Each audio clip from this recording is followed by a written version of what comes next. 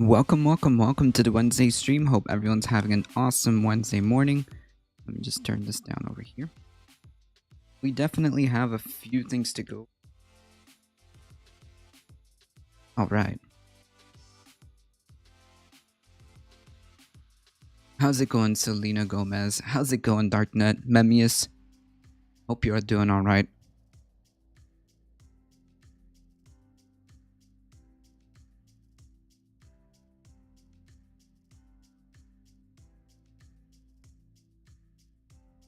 We do got a couple of interesting headlines today, so we'll definitely start covering those. Ooh. I guess my long weekend is coming to an end. The day I do return to work, so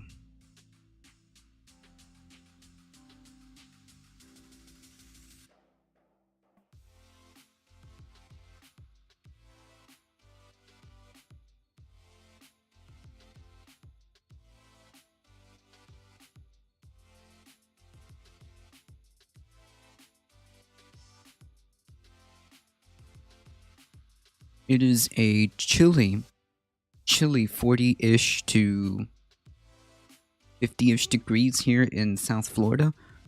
So I am forced to wear a sweater because it is cold. I tried going outside. Ooh. On the plus side, at least this will diminish the bugs and disincentivize our iguana friends from eating any of my plants.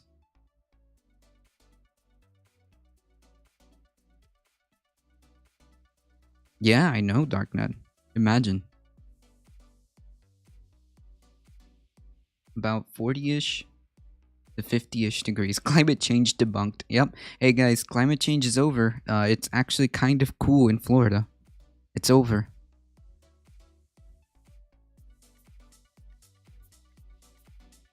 We did it. Everybody can go home now.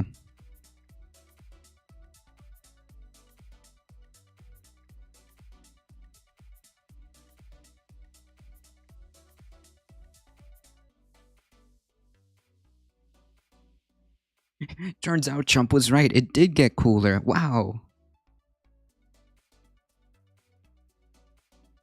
It got cooler for like these 2 or 3 days. You know, what's interesting is back about almost 20 years ago ish, because I can still remember that. We used to actually have real winters. We used to actually have weeks of very, like, actually cold temperature. Weeks. Now it's like maybe we get a couple of days at most. Like, oh yeah, from Monday to Wednesday we get those chilly temperatures, and then that's it. It's over. That's winter now.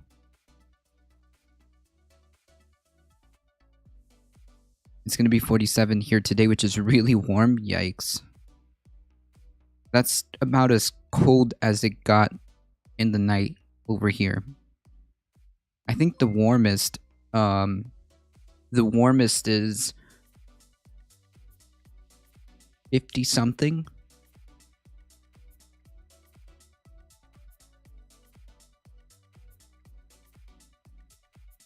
Oh, we got the usual troll, the usual suspect, who has, I guess, nothing better to do. I guess nothing better to do with his life than to continue to make troll accounts about another streamer. Wow. Like, yeah, by the way, this person is most likely the same person who continues to attempt to troll Ben. That is against the terms of service, trying to evade bans, by the way. Hey Mama Media, how's it going? Hope you're doing alright.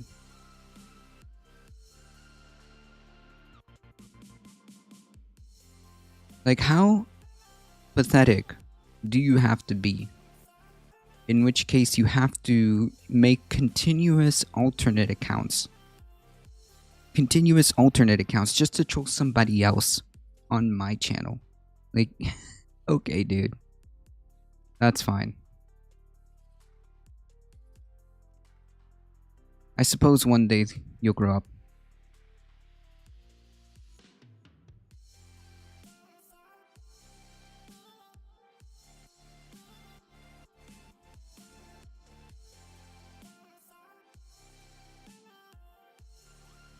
Jeez.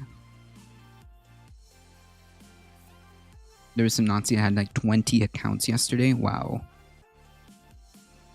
Like, I'm again, like, how bored do you have to be to make these accounts? I mean, like, come on.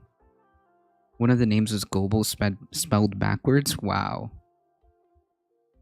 Actually, I wouldn't have caught that. Slabug.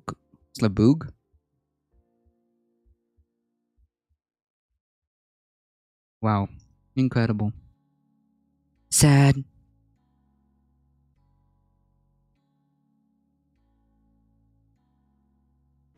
Hey, Raw. McDonald's raised its price on their McChicken sandwich by 39 cents. What an outrage. It's one of the few good things that they had. If I remember correctly. Man, I haven't had a chicken sandwich. McChicken, I should say. From McDonald's. Oh, man. From what I remember, it was actually not half bad, considering it's fast food.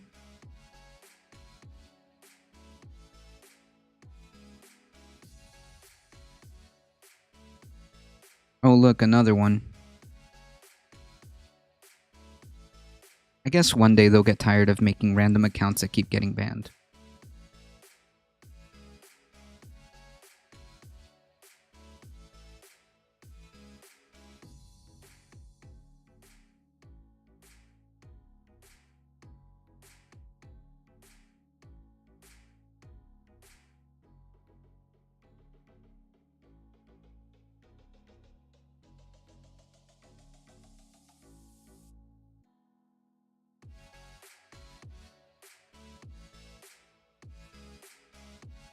It's time for whack-a-mole. Like, it was funny at the beginning. But now it's just annoying. Sad, all love. Yep. I mean, unless this guy or this person, is like a crypto, unless this person is like a crypto lefty who is purposely inflating lefty accounts, with analytics and followers, who's trying to elevate lefty channels. I don't know. You getting trolled? Well, not me per se. Another streamer.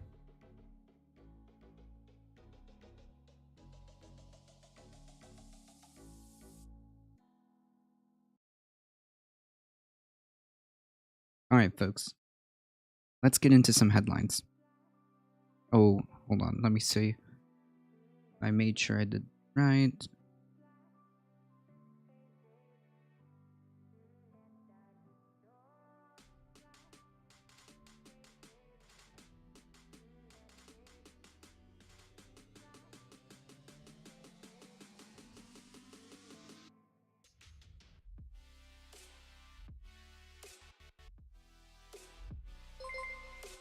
Thanks for the follow, Raw.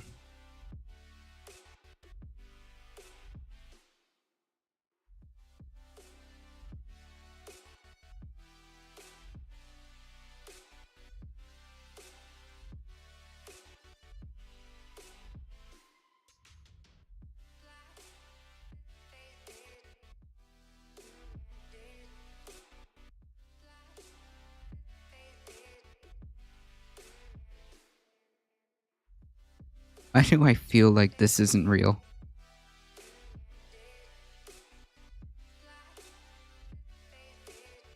Yeah, cool story. Anyways, let's get into some headlines here. Oh, you already got them? Darknet, nice.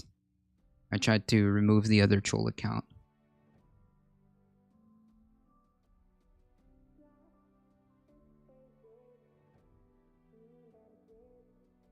Jeez. Alright, folks. This was posted on the Discord from, Mono actually posted this one. Democrats seek intel on QAnon from DHS. FBI's backers join Congress. Yeah, it's kind of, it might be a little bit of a problem if people that believe in QAnon are in positions of power in the government. Senate Democrats on Tuesday asked the FBI and Department of Homeland Security for intelligence on QAnon, as backers of the conspiracy group are set to join Congress in January to see if they're, like, I guess, a security risk, which I would most definitely say they are. Even if these incoming congresspeople don't necessarily buy wholesale the entire conspiracy theory of QAnon, the fact that they give little shout outs or acknowledge them is a problem. I would much rather they don't do that.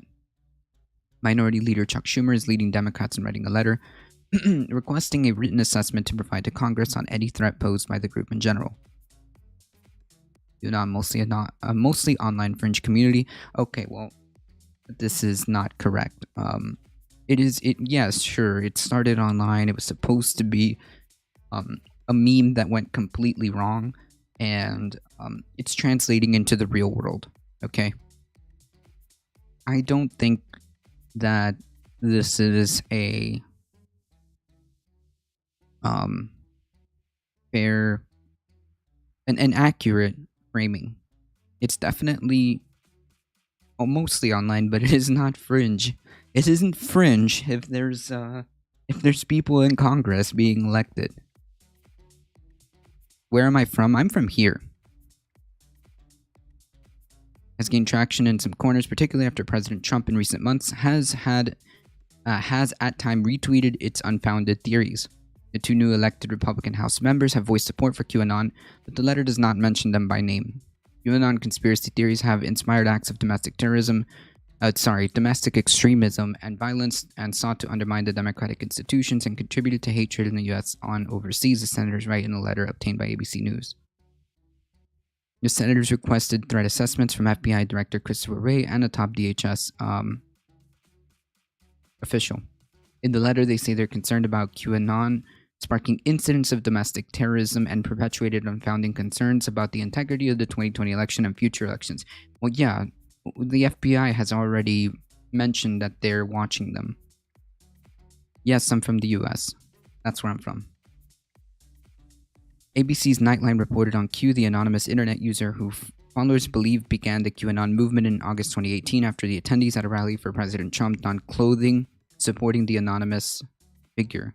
The conspiracy started in the dark corners of the internet on an anonymous message board website called 4chan, also known as the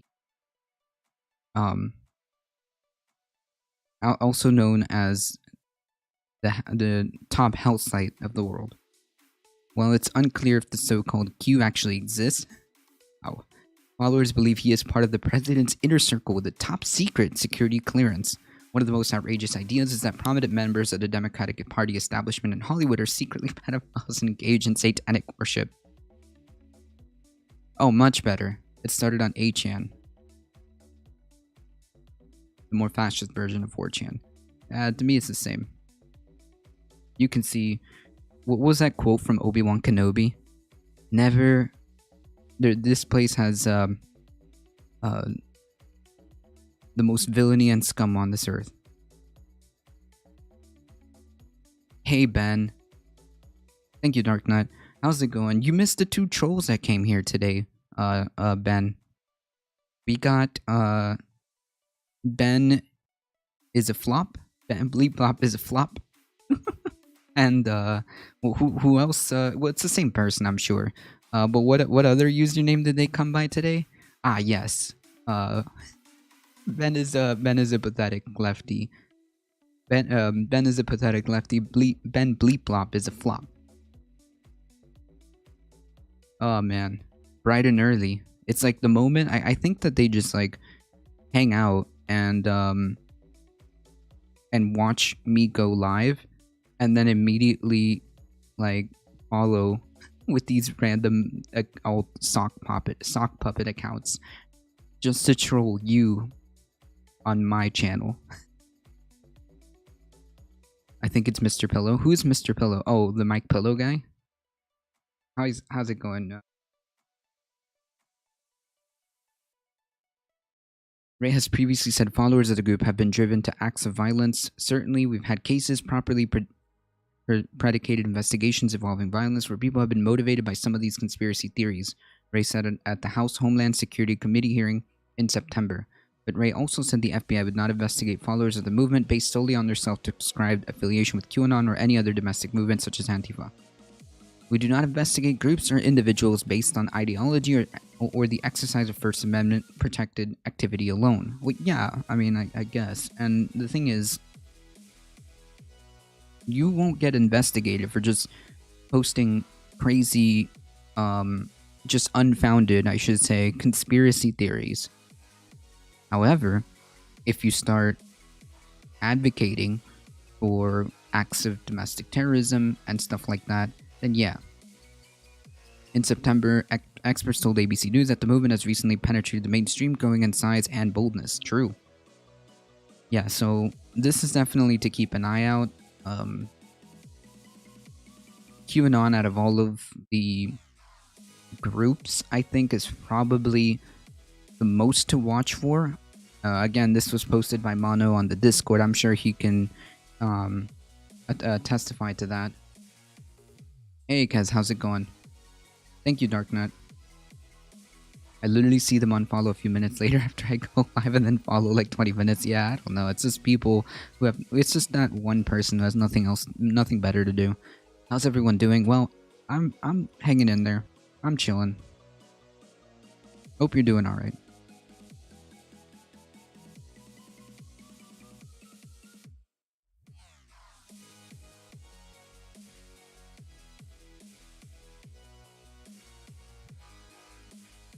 QAnon, very dangerous, and hopefully people wake up to reality and see that there's actually no giant conspiracy. It's just not based in reality, okay? This is a good story. Well, this is a great story. Hey, Dumbledore, how's it going?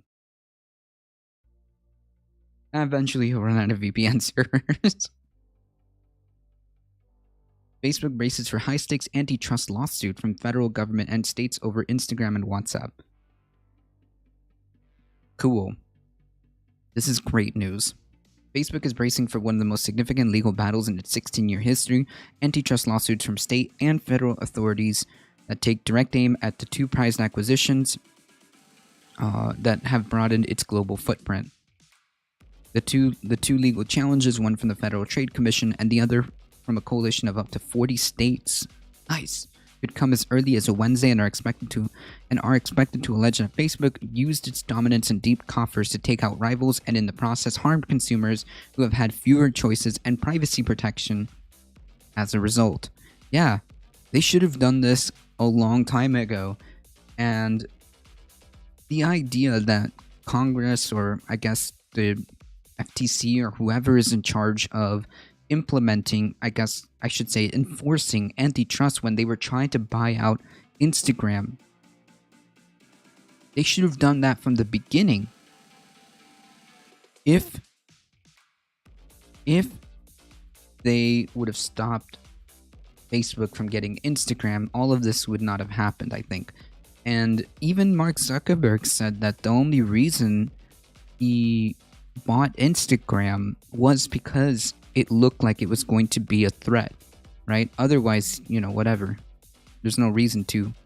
But the moment Instagram became a threat, he bought it. Pay attention, I have good news. You'll like it. Oh, cool. Good news is welcome. Hit us up. You think Zuck will send his clone into court again? Yes. His robot clone.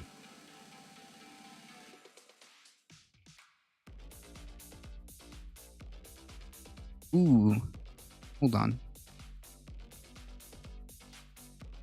This one is free. I'm now in charge of running my local IWW branch social media pages, and it looks like I'll be taking on the commission off. Is it communications officer role? Hold on. Very nice. Very, very nice.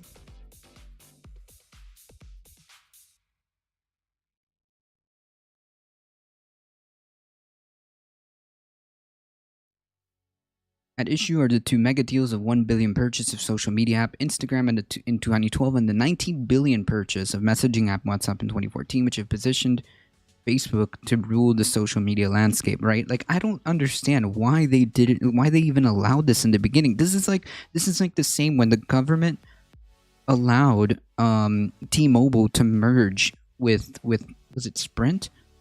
And basically T-Mobile has almost a entire capture of the market. I mean, the only other option is like T-Mobile and Verizon. Realistically speaking, every other company is the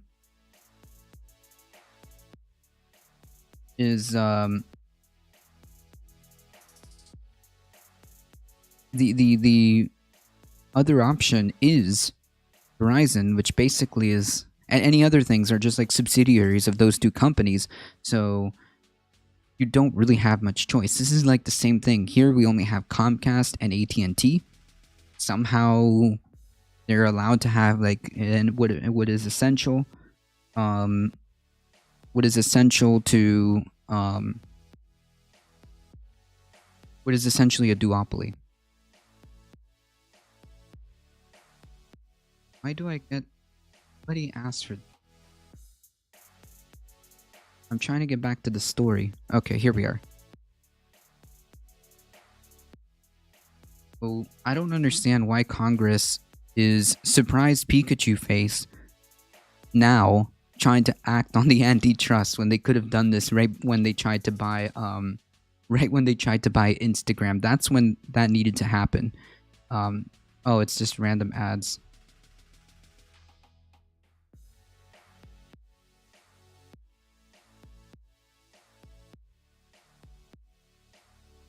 Yeah, just be safe, Kaz. How can people do that? It's scary. People do that to each other on Twitter all the time. Yeah, Twitter is the house site. I try not to go on that site.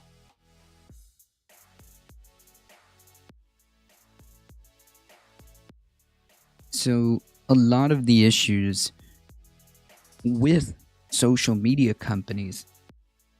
Hey Thirsters, how's it going? A lot of the issues with social media companies is that they've been allowed to get so big, and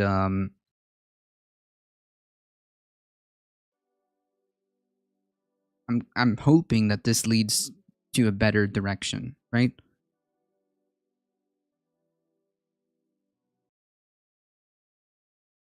Oh yeah, no. Till this day, I have yet to seriously enter the world of 4chan and 8chan.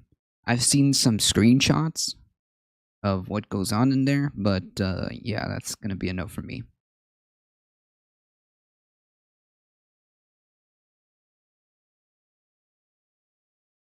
Trust me, you're not missing anything, Selena. Hey, I'm Tindro. Sprint and T-Mobile merger puts them at a size level with Verizon and AT&T.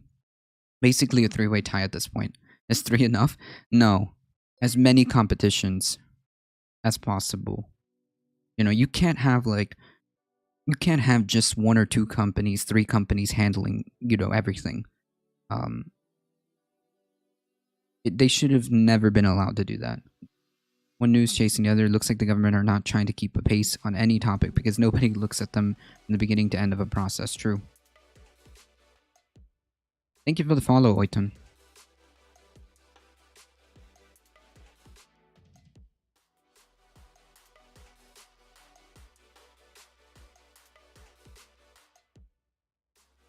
In my opinion, I think that this is good news. I think that they do need to be they do need to be broken up.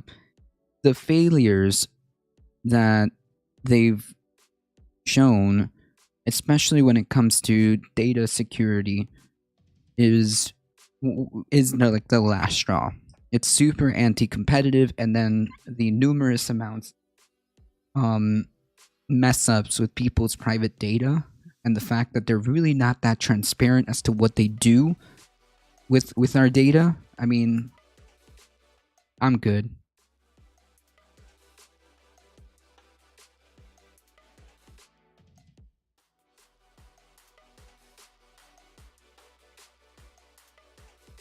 Slightly more good news.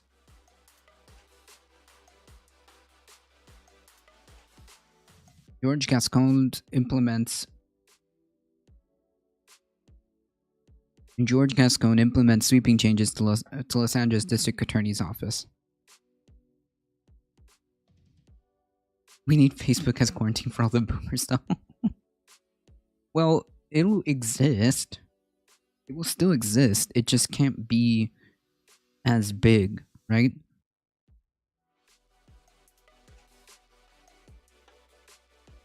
Newly sworn in LA District Attorney George Gascon used his inaugural address to introduce himself as a transformational agent and unveils sweeping changes to the criminal justice system of California's most populous county.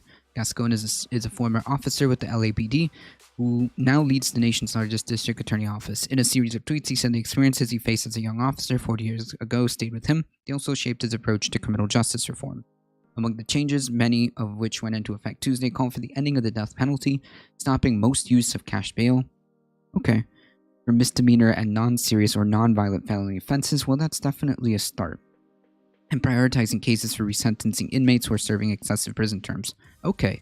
These are great starts. Just imagine them all going to Parlor. I mean, haven't a bunch of them moved there? I recognize those are big changes, said Gascon at a Democrat, but they are changes that will enable us to actually protect the truly vulnerable. They also called the Use of Force Review Board. He also called for a Use of Force Review Board. Gascon said the review board would comprise civil rights attorneys, members of the community, and policing experts to review law enforcement fatal use of force cases going back to 2012. I mean, again, this is a great forward. This is a great step forward. I would like to see this, of course, as a norm or as a blueprint for the rest of the country. But I mean, the fact that this will move things in a better direction, at least for LA County, it's good. I mean, calling for the end of the death penalty, ending cash bail for misdemeanor, non-serious, non-violent felony offenses. That's perfect. Prioritizing cases for resentencing inmates who are serving excessive prison terms. That's great. That's great.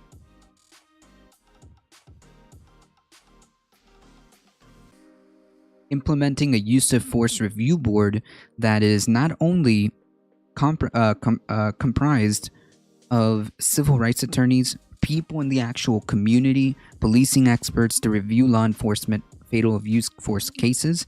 That's great. I mean, that's what you need to do as long as this use of force review board is independent. In other words, it's not like attached to the police department. That's fine. This is great. This is exactly the direction it should be heading in. I just wish that more district attorneys would adopt some of these things.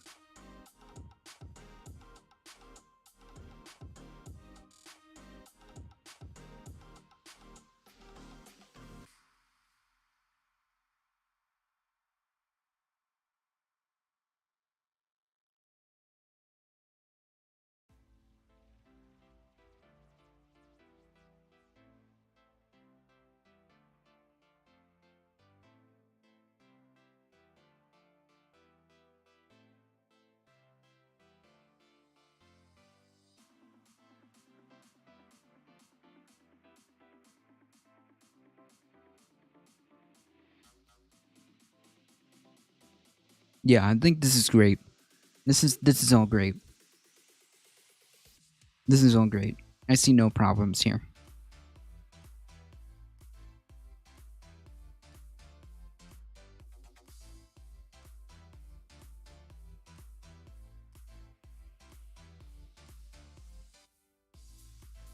There's no reason. There's no reason a system should be using cash bail for misdemeanors, non-serious, or non-violent felony offenses at all, right? I mean, unless there's like some un, unless there's some circumstance, but even then, it's like, you know, I just can't. Nah, I'm good. I think that they definitely should move in this direction. This is good. This is very good.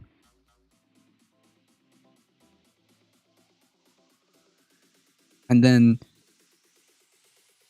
I imagine the end game would be to eliminate cash bail.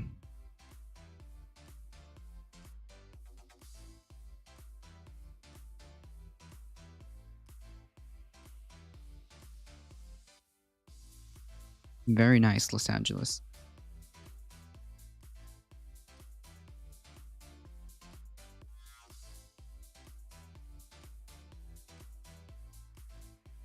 All right. This story is from, of course, Florida.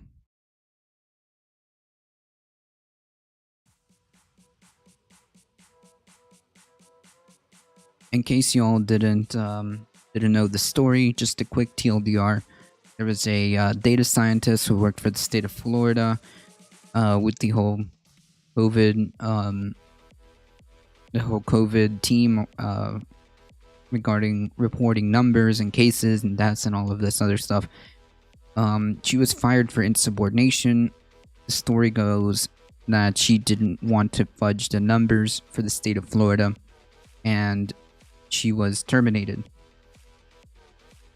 Well, just a few days ago, if it wasn't yesterday, I believe it might have been the day before, state police raided the house of this data scientist and took all of her electronics, laptops, USB devices, hard drives, anything electronic that they wanted, because allegedly she had unauthorized access to the state website, and they kind of used that as a basis for raiding her home. And what's weird about it is, at this very time, at this very moment, she has yet to be charged with anything. So that's kind of suspect. The former state data scientist whose house was raided by police on Monday. Yeah, that's just yep,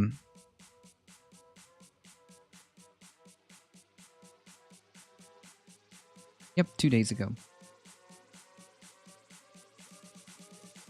Former data scientist whose house was raided by police on Monday says she isn't worried about the legal ramifications she's facing, but also for other state employees who leaked her damaging information on the Florida coronavirus response. Rebecca Jones, who was fired after accusing Ron DeSantis' administration of minimizing the pandemic and skewing state data, attracted national attention after her house was raided by armed state police on Monday morning. State authorities are investigating whether she accessed a government messaging system without authorization to send a message urging her former colleagues to speak out about the coronavirus death. Jones has denied sending the message, but she told CNN she fears the computers and phone that the state police seized from her Tallahassee home could expose her sources in the government to could expose her sources in the government to retaliation. On my phone is every communication I've ever had with someone who works at the state, who has come to me in confidence and told me things that could get them fired or in trouble like this, Jones told CNN Chris Cuomo on Monday night. And I just want to say to all those people right now, if he doesn't already, DeSantis will know soon enough that you've been talking to me, so be careful. Now, hey Sebzeb, how's it going? This is obviously ridiculous and very, very, very dystopian. I don't believe that the state should have this level of power unless they had some serious proof that she committed a crime. I mean, things seem very circumstantial at best, and I don't think that they should have this much power. All because you didn't want to fudge the numbers for DeSantis. Incredible. Although I have to say, any type of electronic communication that you have, if you're like a journalist or if you're trying to have do an expose or something like that, any type of electronic communication, you have to expect, or I guess you have to know that somebody's going to be able to access this, even if you think it's secure.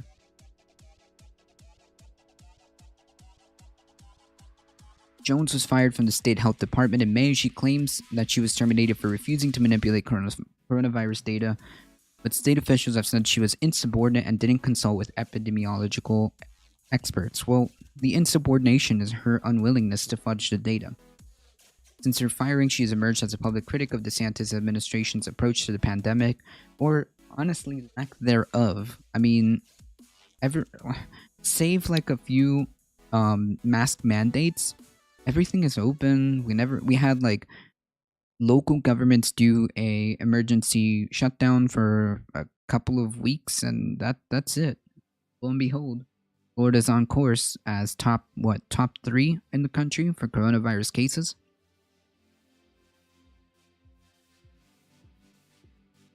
Blasting the governor and publishing her own dashboard for her own dashboard of coronavirus stats. Jones said that she received various internal records from people who worked for the state, including what she said was proof that the state officials were lying in January about things like internal reports and notices from CDC. That evidence was on a bunch of flash drives that officers took when they raided her house, said Jones.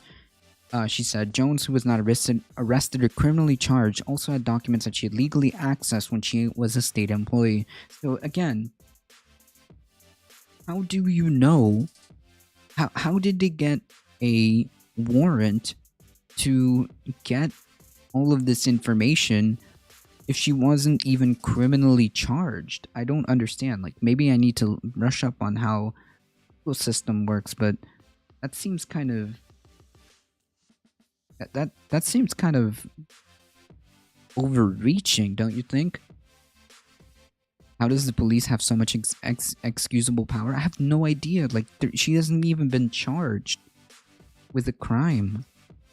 I guess the warrant was on suspicion that she might have committed a crime, so therefore they have to investigate it. But I don't know. Maybe I'm missing something here.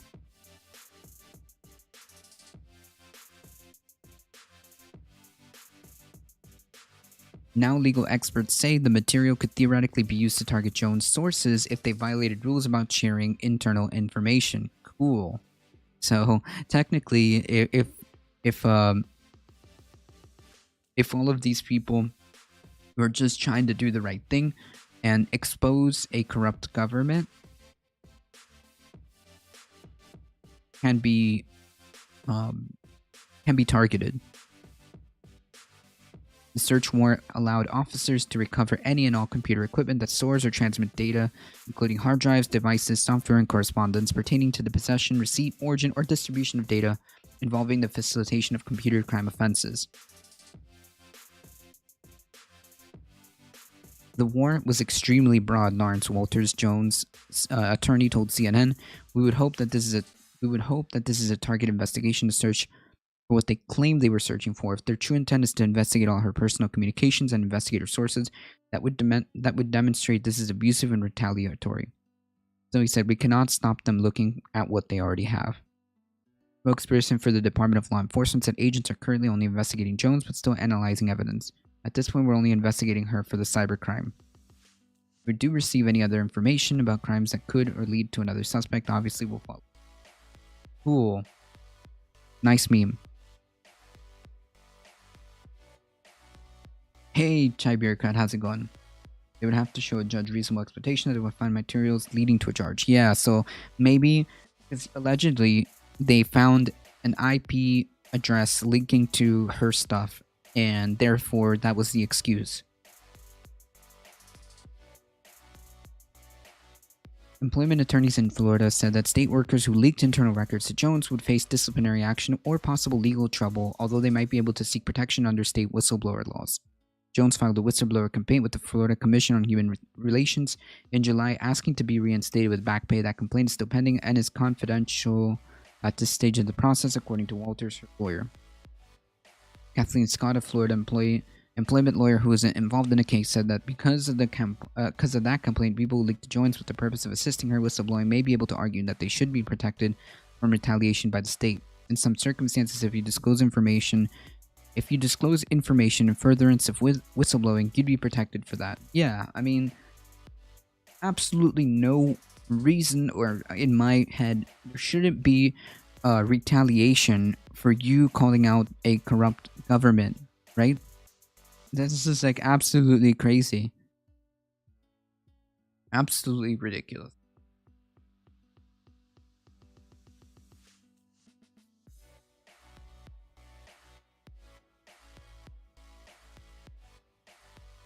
But Matthew Fenton, another employment lawyer in the state, said he would be nervous if he were one of Jones' sources in the government.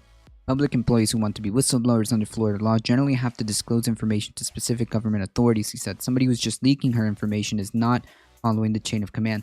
Like, explain to me how that works. So I want to expose corruption. I'm a state employee. I want to expose corruption, and the way to do it is by showing it to my superiors who work in the state. What if they're involved too? What? How does that even make sense? Hey, Elio, how's it going? A hacker that could break into the site would mask their IP. Right, and she also said like some of the language in the message that that she allegedly sent didn't even match her manner of speaking, and the figure that the alleged message showed was wrong anyways. It was off by like 400 and something deaths. You have to expose the corruption to people who can use corruption to cover it up. Duh. What's weird about that? Hey, Stuka. Yeah, like explain to me how that in a normal like circumstance would work. Like just logically speaking, how is this like a thing? So like again, if I'm a state employee and I'm trying to, blow the whistle on some weird stuff that's going on, why would I expose it to my superiors? I want this to be out to the public, not to them, not to the state of. I might as well turn myself in. If I was a whistleblower. The investigation centers around whether Jones used a state government messaging system without authorization. According to the affidavit by an agent with the law enforcement department, an unauthorized individual illegally accessed an emergency management system to send a group text to government officials last month, urging them to speak out about the coronavirus crisis. It's time to speak up before another 17,000 people are dead. The message said, according to the affidavit, this is wrong. You don't have to be a part of this. Be a hero. Speak out before it's too late. Officials traced the message, which was sent on the afternoon of November 10th, to an IP address connected to Jones' house, the agent wrote in an affidavit. So that's the story, right? They claim that the message was sent illegally, I should say, and the IP that sent it just happens to be connected to Jones' house. Like, I don't know. The affidavit also raised questions about the health department's cybersecurity practices.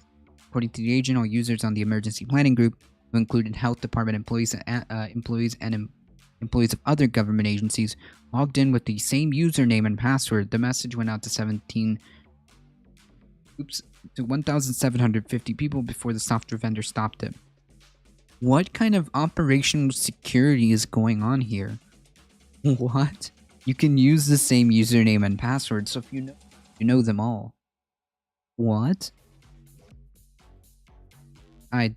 Okay. Cybersecurity experts say they were surprised that the state would use a messaging service with such a weak security protocol. No kidding.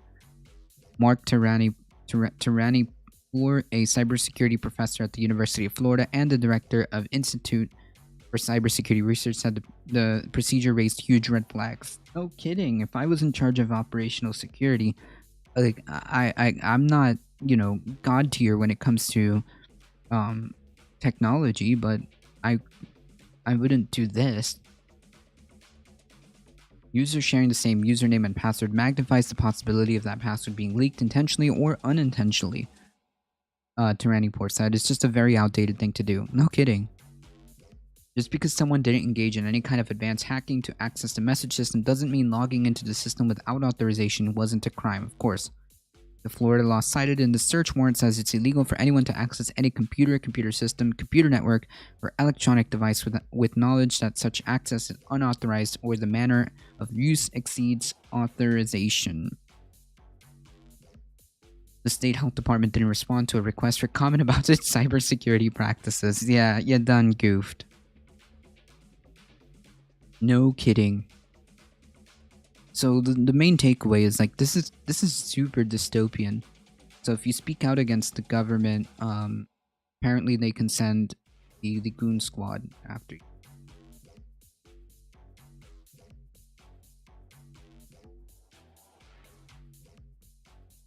That is like 80s level of cybersecurity, maybe 90s. Yeah, I mean, and then like I wouldn't think about using the same password or even username, or even, I guess, like at the very least, rotate these type of passwords ever so often. I mean, even that would be really better if you had a change of passwords every set amount of time.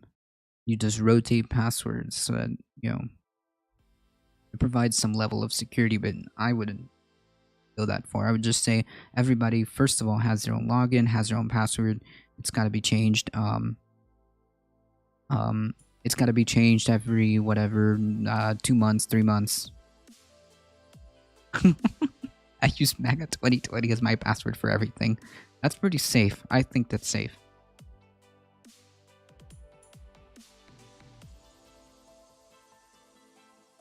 I think that's pretty safe.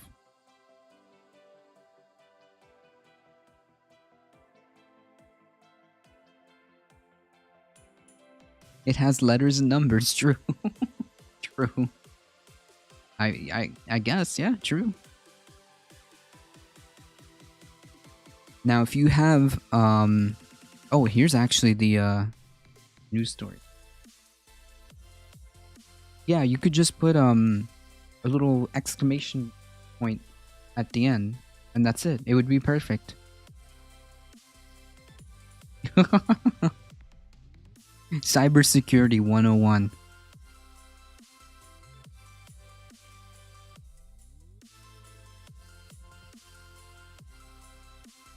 This holiday. Ooh, jeez.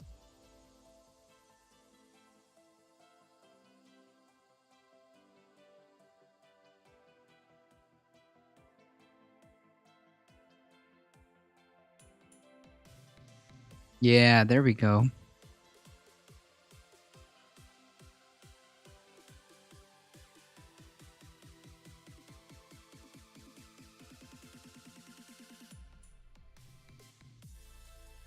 Hey, it's Shep Smith. Unconscionable.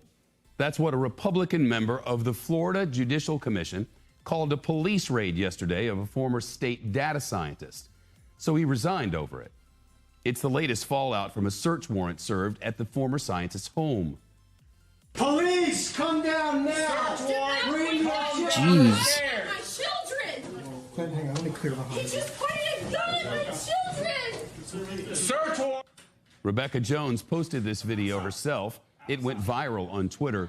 She says the police, quoting, took all my hardware and tech.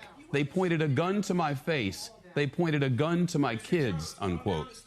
Cops deny they pointed a gun at anyone. The governor, Ron DeSantis, sent the Gestapo, she says, to silence her. Jones says she was fired for refusing to censor the state's COVID data. Bro, we see them on video. She helped build a public portal that listed the latest COVID numbers in Florida. Officials say she was fired because she commented about that data and wasn't supposed to. Shepard Smith here. It was so bad and abhorrent that even a Republican representative resigned from the for the legislature. Okay, hold on. I don't know what type of algorithm this is trying to feed me, but I think that this is probably going to be very funny. This is probably going to be very funny.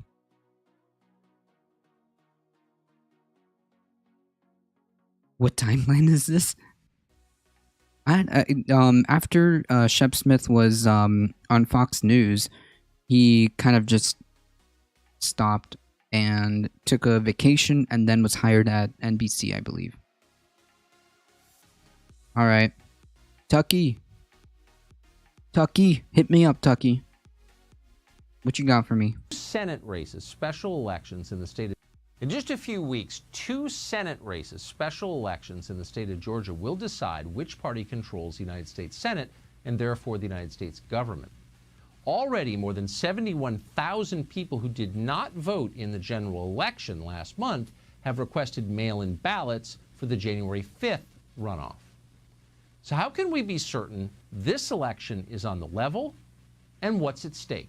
Oh, no. Donald Trump Jr. thinks a lot is at stake. He's the executive vice president of the Trump Organization. He joins us tonight. Don, thanks so much for coming on. So to the first question. Thank you very much, Tucker. I really appreciate it. How can we be certain that this election is above suspicion in the way... Above suspicion?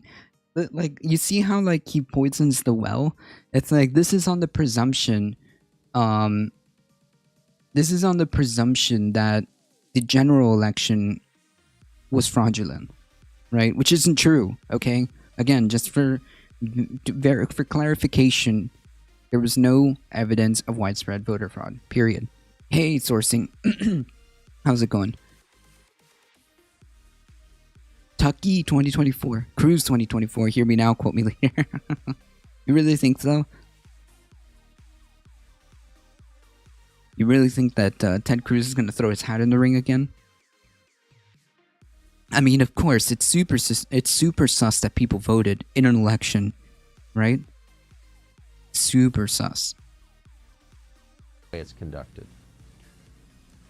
Well, listen, first and foremost, I think we have to pressure our legislatures to make sure that they're actually watching these things, that they don't allow this sort of craziness that has gone on all over the country to go on, where people don't actually have to follow the rule of law. They can adjust the laws. People who aren't actually allowed to make laws are implementing new laws that people have to live by and then saying, oh, that's too late. We got to figure this out.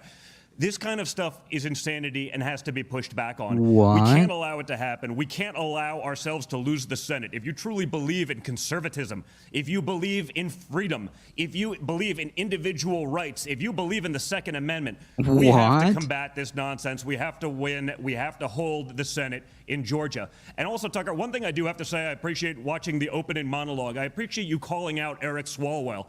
As someone who was probably the #2 recipient of his tinfoil hat brigade attacks about Russia for years, where he called me a traitor, I find it very ironic that he was perhaps sleeping with a Chinese spy, certainly that one had infiltrated his inner circle. And what I find even scarier is that you are one of the few people, as usual, calling balls and strikes and calling this sort of stuff out.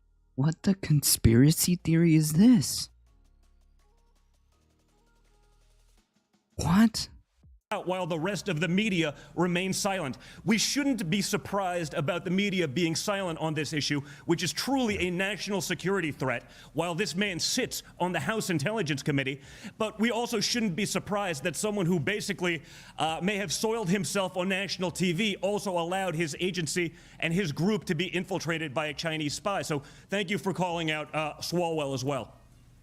I mean, the Washington Post is owned by Jeff Bezos, who runs essentially China's biggest retail operation. So maybe... Well, who do you think owns Fox? What? There's a reason they're not saying much. So Republicans are very dispirited. They're very distrustful. I think they have a lot of reason to be both. Hey, and so some are saying... You know what, Tucky? You know what, Tucky? I agree with you. Maybe they should boycott the election. Maybe they should teach the GOP a lesson and boycott this election. It doesn't really matter who controls the Senate. We're out. We're not participating. What would you say to them? I think that's literally what the Democrats want you to believe. No. They would love for you to take this stance. No. That it It's doesn't matter. No. Shh. Donnie. Remember, these are you can't say that these elections are you can't say these elections are fraudulent, and now when it comes up in January, it's like wait, no, you still have to participate in these elections, even though we've been talking about how fraudulent they have been for what? Doesn't make any sense. You gotta stay consistent. Listen up, Trumpers. Stay consistent. How does Tucker keep a straight face? No idea.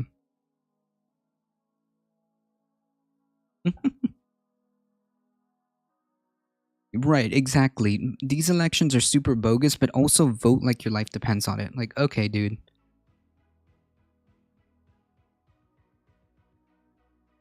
Over and die, they can pack the courts. They can attack the Second Amendment. Attack They'll the give Second DC Amendment. statehood. They'll then give Puerto Rico statehood. Oh no, giving representation and making a more democratic system. Oh no, the horror. You'll have 4 permanent Democrat senators in a balance that You don't we know will that. literally never overcome, and it will be an affront to the Constitution. Wait. Or, and here's just a wild idea. Maybe how do I say this? Put up better candidates and actually put up solutions. Then if you're so worried about losing relevancy as a party, maybe it's, have you ever considered it's like you?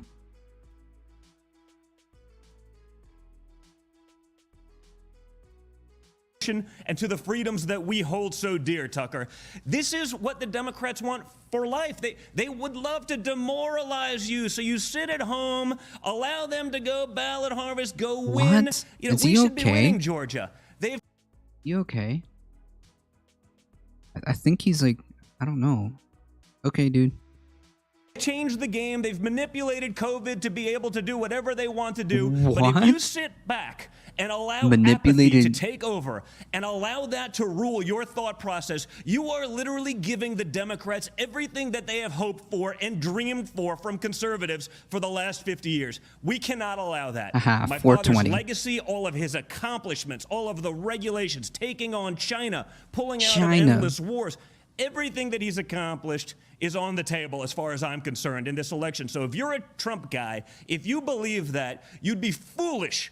Nope, you would be foolish. Yes, that's right, Donnie boy. You'd be foolish to be inconsistent with your principles, and you probably should just sit this one out. It's a fraudulent election, anyways, right? To listen to a few individuals who say, just sit at home. It's as though they're working for the Democrats and giving the Democrats and Chuck Schumer everything he's dreamed of for a long time. It does seem that way to me.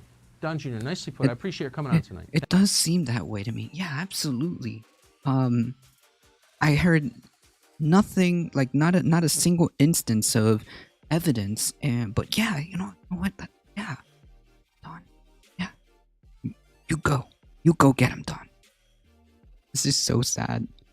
Oh man, thank you YouTube for suggesting me this. I mean, how do you satirize this? I don't even know. Okay. Why does he have to raise his voice so much? True. Ah, yes. Ballot harvesting is actually one of my favorite pastimes. Is it me that's out of touch? No. It's the people that are wrong. Is there any chance the Supreme Court can overturn the election? Nah. Nope. They already ruled against it. Hey, Purple Eye Dragon. I forgot we weren't allowed to vote the way we want. I forgot to exactly. Shame on me for wanting to get out of a dictator rule. Right, like, listen. You lost. Alright?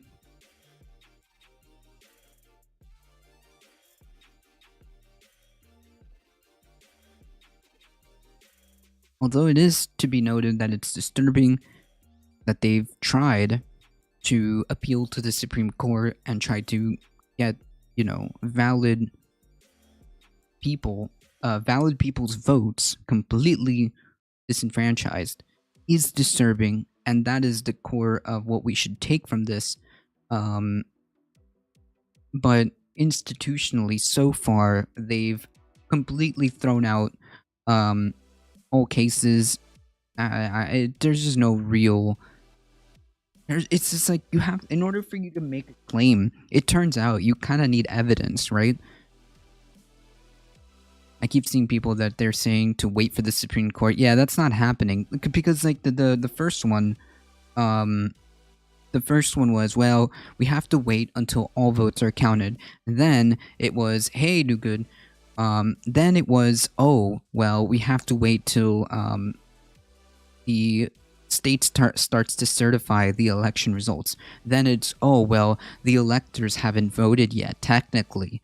And then it's going to be, oh, well, now that all of these cases have slowly fallen apart, well, it's going to be up to the Supreme Court. And then watch, it's going to be, oh, wait till the actual electoral college has... it's just like nonsense. There's no real reason to engage in any of this because it's not based in reality, okay? It's just not. I'm sorry. There's absolutely no evidence. That's it.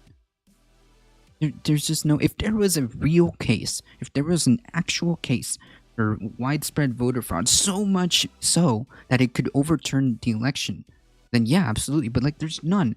The guy who headed cybersecurity said this is one of the safest elections, period.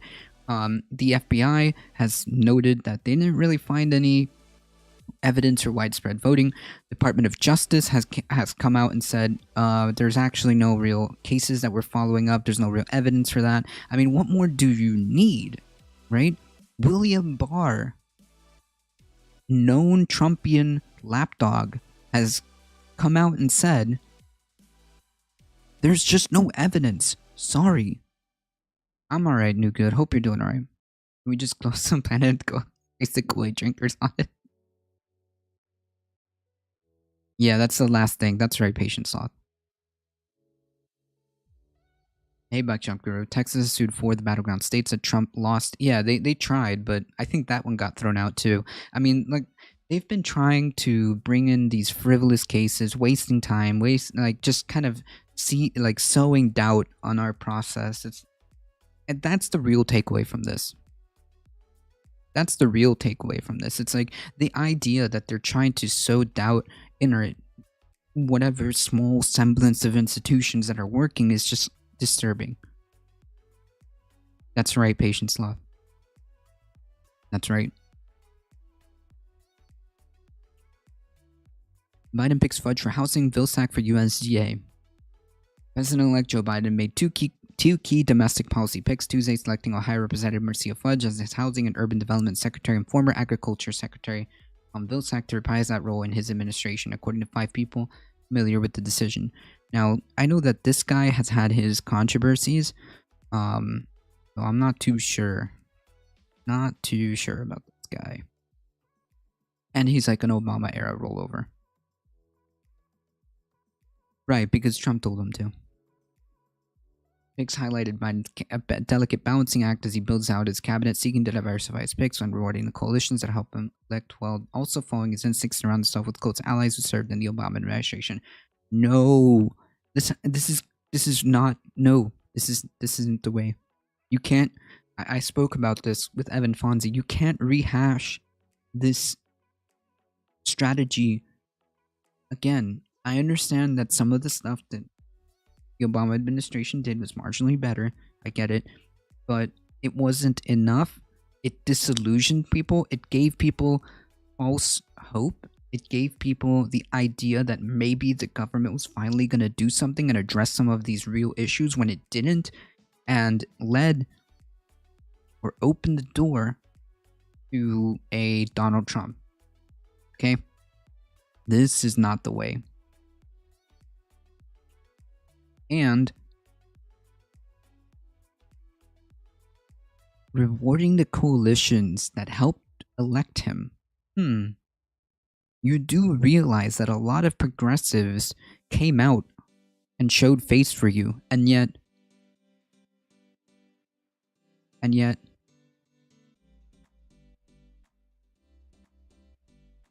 Fudge, a former chair of the Congressional Black Caucus, was just elected to a 7th term representing a majority black district that includes parts of Cleveland and Akron.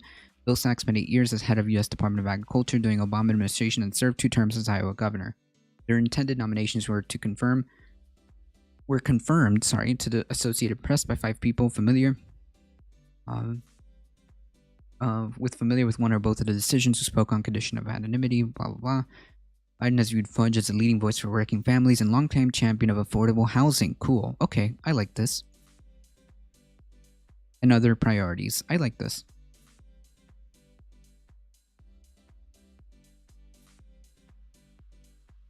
Hey, spiritual.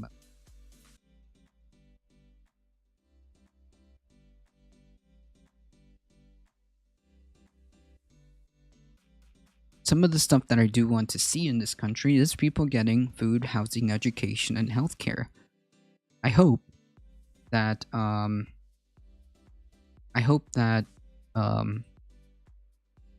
is it Maria or Marcia Fudge? Marcia Fudge moves in that direction.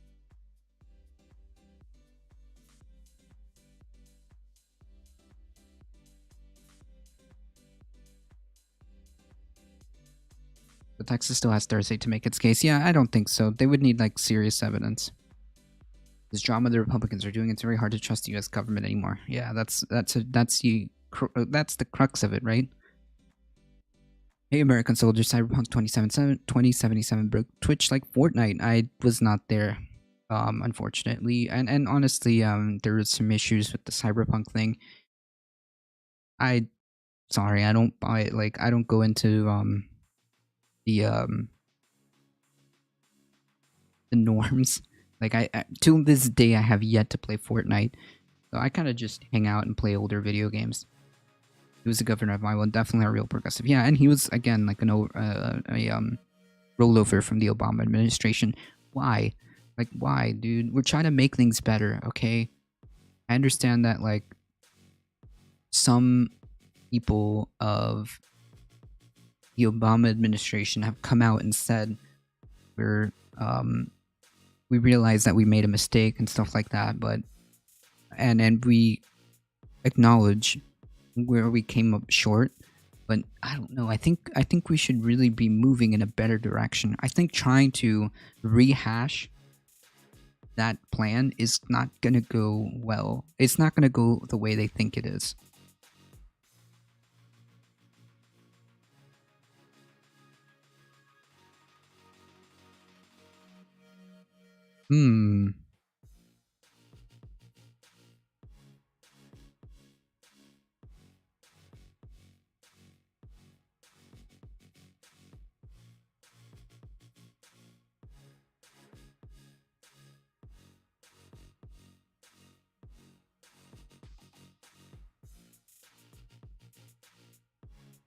So, just as a general statement, Cyberpunk 2077 doesn't seem to have a DRM. It's just a general statement.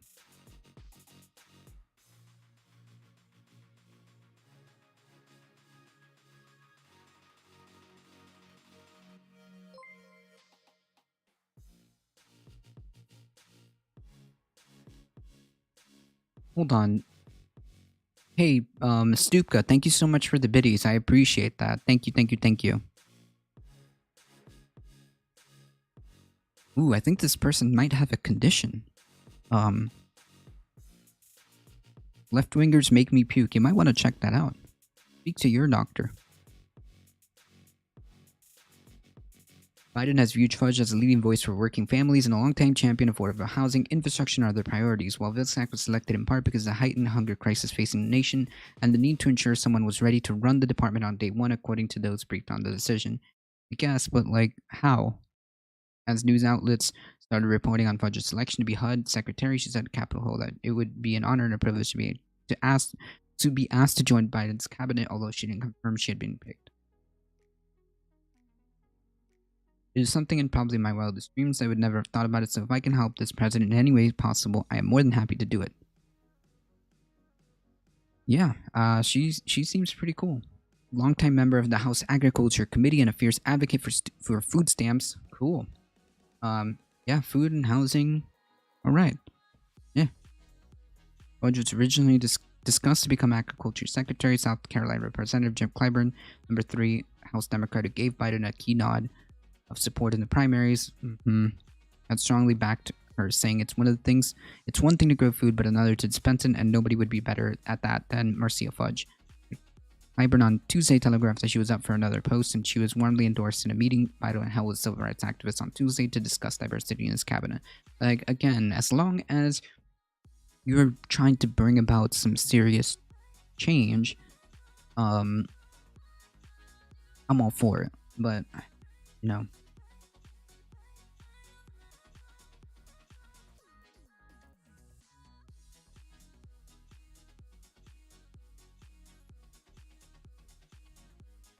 I don't know.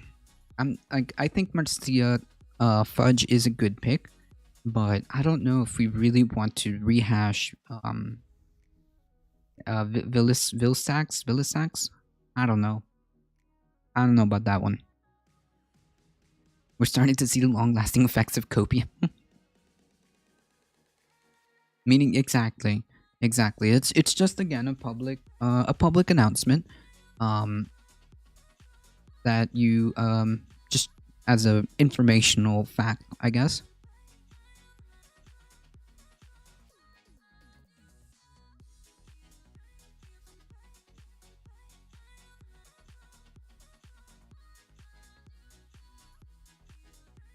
Not every name was mentioned was greeted so well. Several civil rights leaders denounced Rahm Emanuel, the former Chicago mayor and chief of staff to President Barack Obama, for what they called his failed leadership during the 2014 police killing of Laquan McDonald, and said he would be unacceptable for any cabinet post, according to a person familiar with the conversation but not authorized to discuss it publicly. I would say the same. When Vilsack's record was questioned by the group, Biden launched into a spirited defense of his longtime friend and ally. Dude. Okay. Biden's relationship with Vilsack goes back decades. He was an early supporter of Biden's first campaign for president in 1998. While Vilsack was the mayor of Mount Pleasant, Iowa, he endorsed Biden a year before the 2020 election and campaigned tirelessly for him in Iowa, the nation's first caucus state. Biden adopted aspects of Vilsack's rural policy agenda as Democrats looked to make up ground they've lost to Republicans in rural areas in the past decades. Thanks. Vilsack entered politics largely because of tragedy when the mayor of Mount Pleasant was gunned down at a city council meeting. Jeez. 1986, Vilsack, then a young lawyer, had grown up in Pittsburgh and moved with his wife Christy to her Iowa hometown. Got you.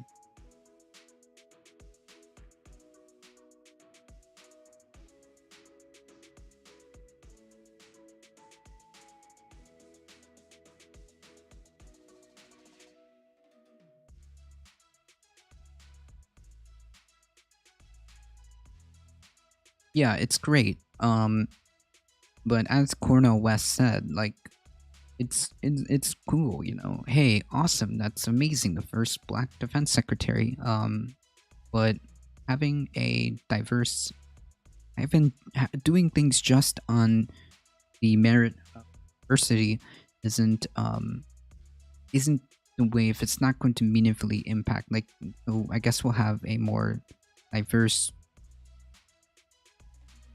work cabinet. Like, okay, great.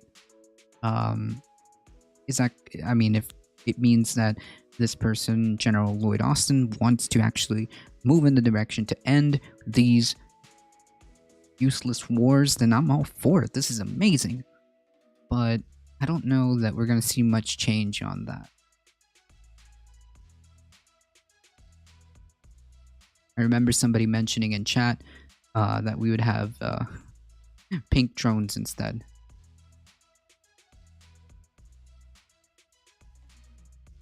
Yep, that's right, bike shop. I don't that they have any type of shot, right?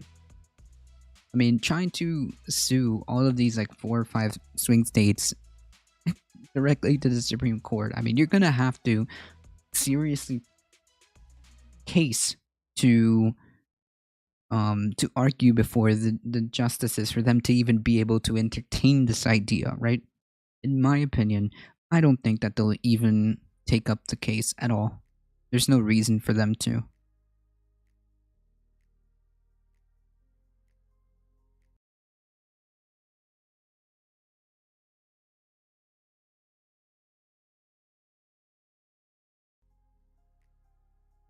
Mudge's appointment will cut into Democrats' slim majority in the House, and while her seat is considered safe to Democratic, an election for a replacement may be months off.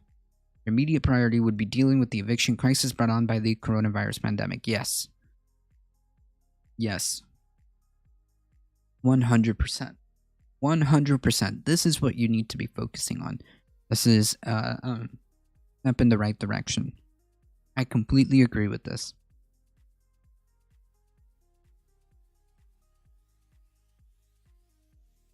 A federal eviction moratorium runs to the end of 2020. Even if it was extended, more than 23 million renters would face evictions unless they are able to come up with some help to pay months in back rent. Okay, all right. Explain to me how this is going to work economically. How are you expecting people who couldn't make 1 month's rent are somehow magically going to be able to come up with months of back rent? Explain to me how that ends. I don't. This is so backwards. You have this problem if we would have, instead of giving all this money, $1.5 trillion to this, just to be burned in the stock market, these billions of dollars that never went to any type of real small businesses, it just went to, the majority of it went to large corporations. Instead, we could have maintained people afloat by giving them a sort of pseudo UBI for the duration of this pandemic. I just don't understand what was so difficult.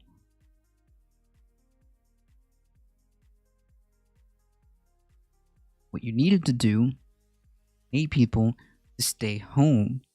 Needed to make sure people got no UBI to make sure that they didn't. Why don't they just cancel all back rent? And if they're really worried about landlords, give them something too, I guess.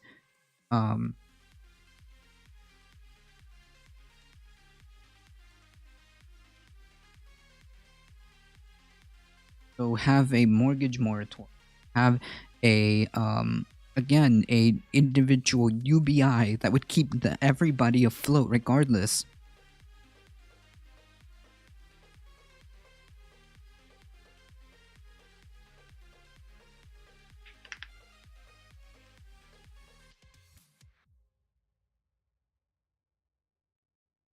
Now there's an idea. But yeah, it would have been just easier, I think, and less financially stressful. Everybody, or if we used all that one time that they did an economic relief package, we would have made sure that people were taken care of. That the working class and the what's left of the middle class and small businesses were taken care of. We wouldn't be in this situation. How do you expect people to pay back rent if they can't even get 1 month of rent?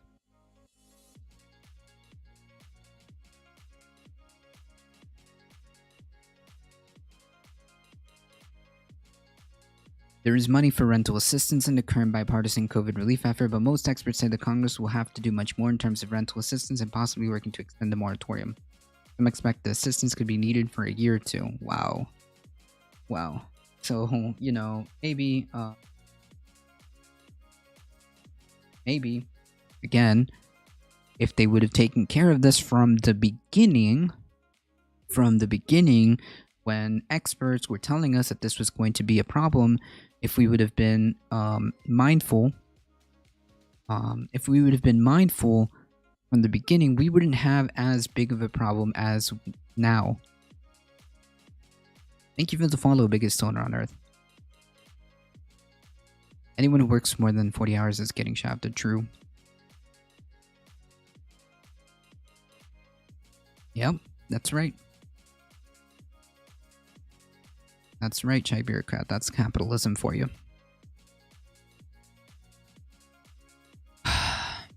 Okay. Like, we wouldn't be in this financial situation if government would have just taken care of the people. We wouldn't be in such dire straits. And by the way, still, we cannot get a serious COVID relief package. Still.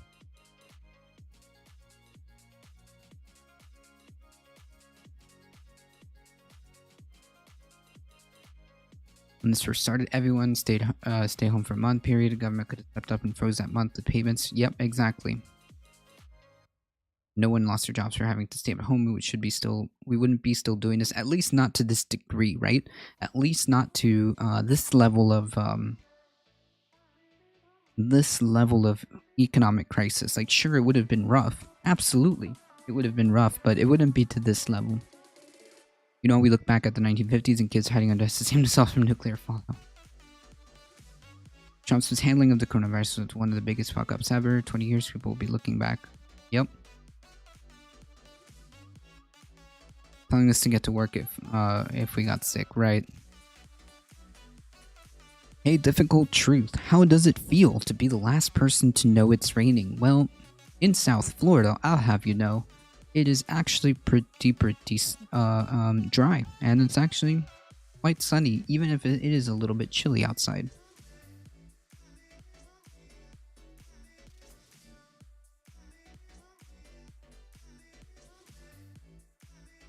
That's right, patience sloth.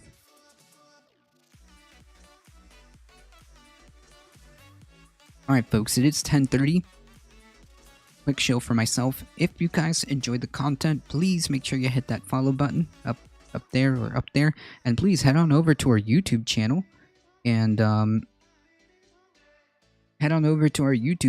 and just quickly hit that subscribe button. It takes 2 seconds and it really does help us out. I really appreciate all you guys hanging out here. You guys are what makes this go. I heard you can see your feet in your driver's license picture. Like, are you all right, buddy? I don't know what kind of driver's license you have, but okay. All right, folks. Quick ad break, and I'll be right back.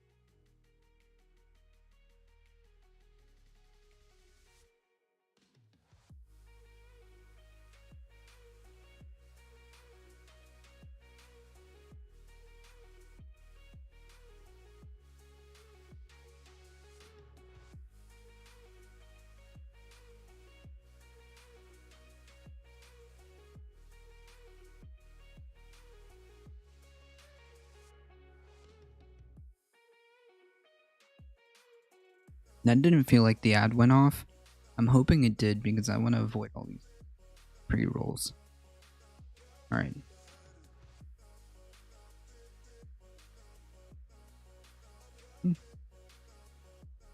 Alright, folks.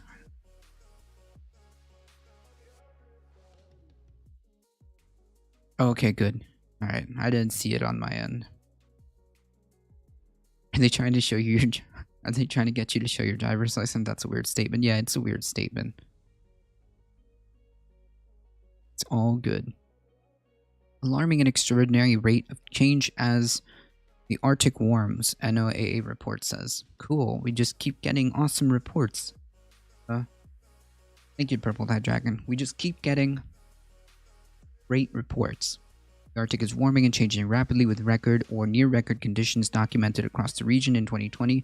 That's according to an international team of 133 researchers from over a dozen countries who contributed to the 15th annual NOAA Arctic Report Card released on Tuesday. The report is a comprehensive year in review of Arctic conditions, what NOAA calls vital signs, and characterize the health and stability of the Arctic ecosystem.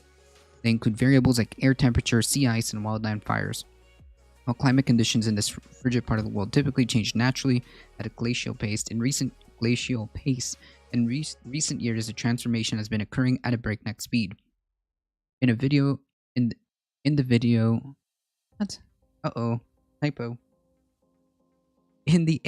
accompanying the report, NOAA says that there have been alarming rates of change observed since the 2006 Arctic Report Card, and adds that the rate of change has been extraordinary. This is evidenced by the intense heat and wildfires in Siberia this summer. It's not often that these events deep in rural Arctic territory make headlines around the world, but in late June, for the first time on record, the temperature soared past 100 degrees Fahrenheit. Yikes!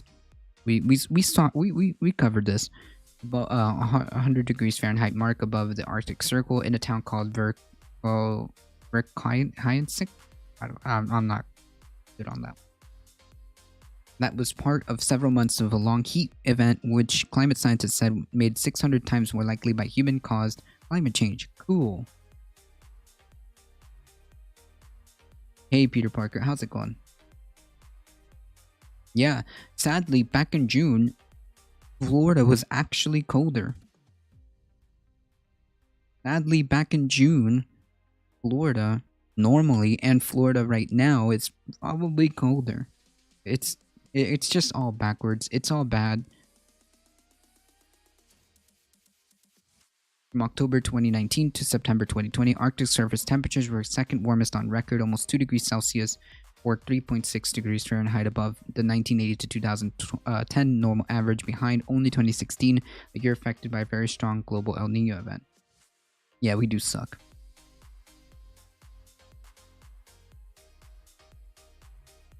The cause of rapid warming is straightforward and well understood. It is human-caused climate change, but in the Arctic, the pace of warming is 2 to 3 times the global average, a phenomenon known as Arctic amplification. Yeah, so again, the scientific consensus has been clear from decades of research. It's human-caused climate change. There's no debate. There's no two sides. Very clear. Scientists are in consensus. Human-made climate change is what's causing these phenomenon, and it's just going to get worse. The repercussions of not solving this problem are huge.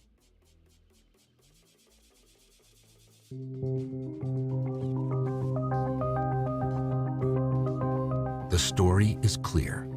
The Arctic is warmer, less frozen, and transforming biologically. Rising temperatures and the loss of ice in all its forms are at the root of rapid changes occurring across the region. These resulting and interconnected climate impacts, from Greenland's melting ice cap to warming seas, from greening tundra to the rising incidence of wildfire, from changing migration patterns to the varying health of Arctic whale populations, all point to a very different future. In 2020, Arctic air temperatures were among the highest on record. Wow. And sea ice reached the second lowest extent at the end of summer, repeating an accelerating pattern documented over decades of observation. 2020 also marks the 15th year of the Arctic Report Card. It was clear from the beginning that the Arctic was changing. The details were less understood then, and the rate of change has been extraordinary. This annual snapshot of the Arctic helps increase our awareness of long-term patterns and their impacts on people everywhere. Yep. Wildfires are ravaging the high northern latitudes. In 2019 in Alaska, more than 3,800 square miles burned, almost 10 times the area of California's wildfires. In Russia, the burning acreage was 3 times that of Alaska. and fires burn to within 11 kilometers of the Arctic Ocean. Jeez. Northern ecosystems are particularly susceptible to warming trends linked to climate change, and these increasingly intense fires are the dominant ecological disturbance there. With prolonged warm, dry weather, accumulated and recently unfrozen organic matter becomes ready fuel for large, naturally occurring and rapidly propagating fires. Cool. Additionally, the warmer temperatures have contributed to so-called zombie fires, which smolder underground throughout the Arctic winter and may even re-emerge the following year. What? Arctic fires have large impacts on the global carbon cycle through direct emissions and accelerated decomposition in thawing permafrost, putting these high northern latitudes at increased risk of more frequent, severe, and larger fires. Bowhead whales are remarkable. Found only in the icy seas of the far north, they live longer than any other mammal. Wow. Bowheads are also a culturally significant source of food for many indigenous communities. Unfortunately, commercial whalers once hunted the bowhead to the brink of extinction. But following decades of protection and sustainable management efforts, populations in the Pacific Arctic and between Canada and Greenland are doing well, one of the great conservation success stories of the last century. However, the small bowhead populations east of Greenland and in the Sea of Okhotsk are still faring poorly. Warming oceans, changing weather and current patterns, pollution, and entanglement all impact these whales. Sea ice habitat loss also increases their exposure to their only natural predator, the orca. Wow. Rapid changes in bowhead whale habitat may challenge the continued recovery of the only Arctic endemic baleen whale, signaling the continuing need for monitoring of their health and numbers. Yeah, everything's cool. Everything's fine. Nothing to see here, folks, right?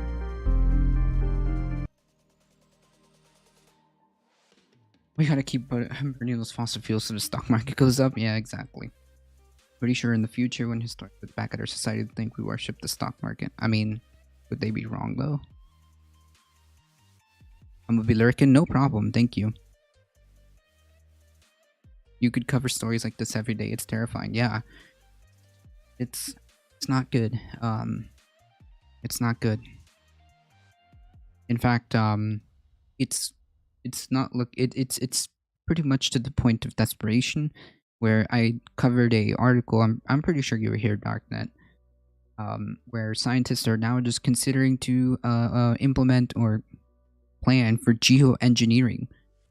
Geoengineering is the equivalent of, or is the last resort, absolute last resort, because we don't know the repercussions or the domino effect happen if we tried to geoengineer the planet. If we tried to, you know, for example, spray iron to try to nourish the plankton, we don't know what that could cause to the ocean. We don't know what could, you know, spreading.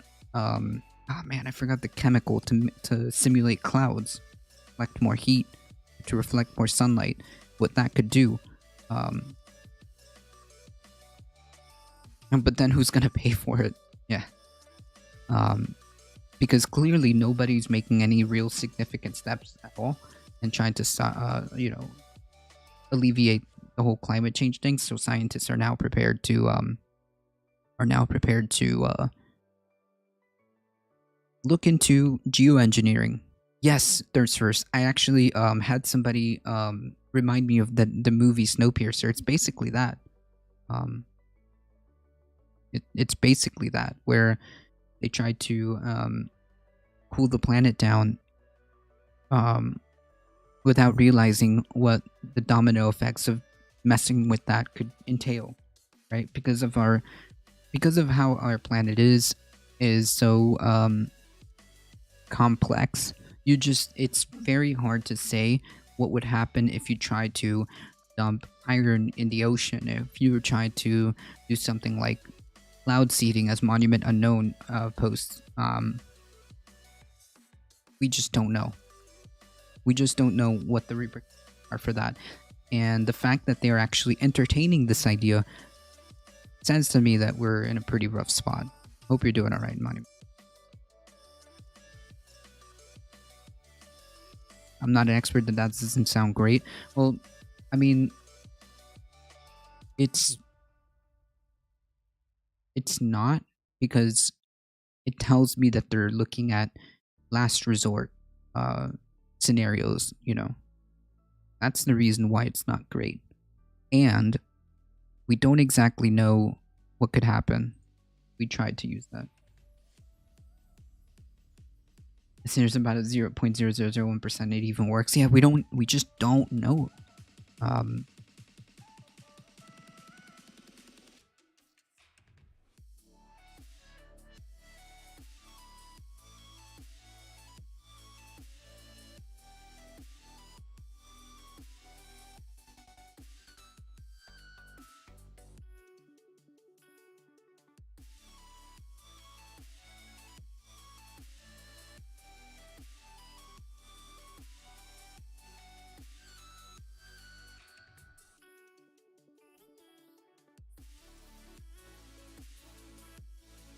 And then there's a huge chance we just have a different, bigger problem, right?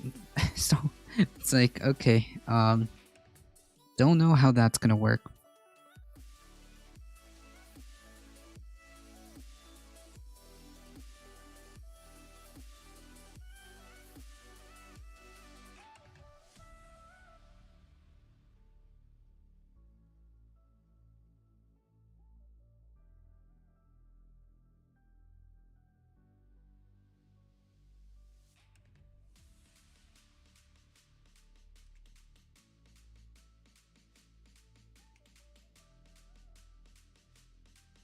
How often do you post for YouTube videos on YouTube? Not often enough, unfortunately. Not often enough.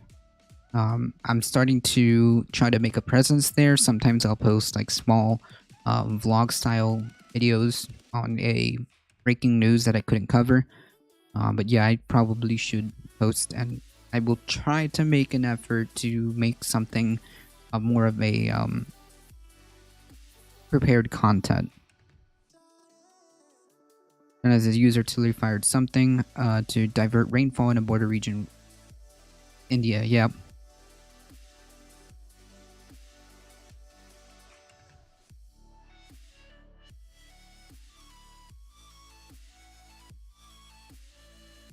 That's right, there's first.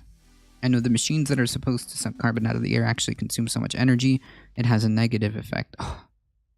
So the idea would be probably to get off fossil fuels as our energy source, move to renewable energy, and use that technology. But at the end of the day, we have to get off the fossil fuels as an energy source. That would be a huge step forward.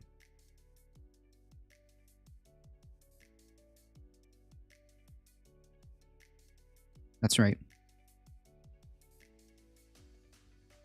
Also, New Good, I'm using this as a way to also be able to reach out to the YouTubes, you know. And wind, yes. In fact, I believe solar already has already become cheaper than even fossil fuels.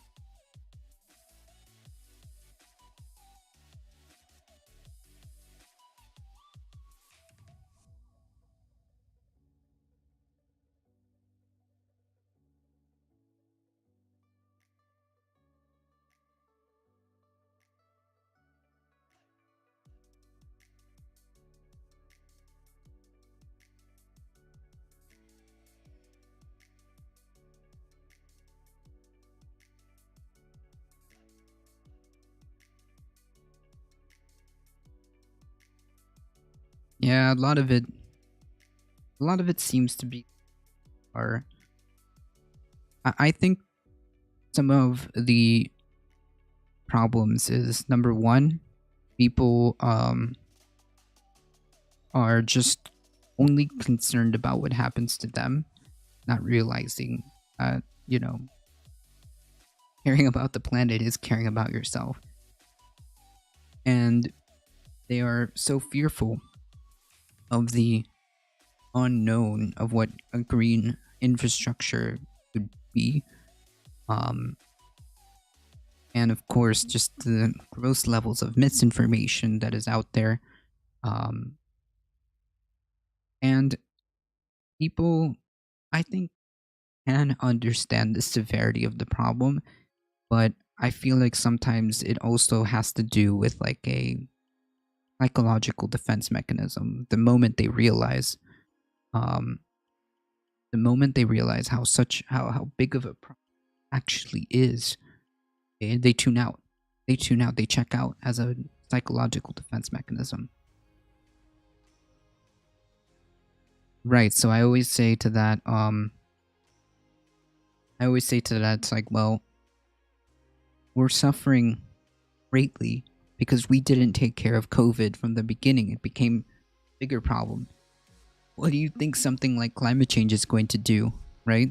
What do you think climate change is going to do if we don't? The faster we address this, the cheaper, more effective it will be. The solutions that will be needed in the future will be monumentally more expensive and harder to achieve. The alternative is, of course, complete catastrophe. The alternative is complete catastrophe. We don't, in reality, we don't really have much of a choice.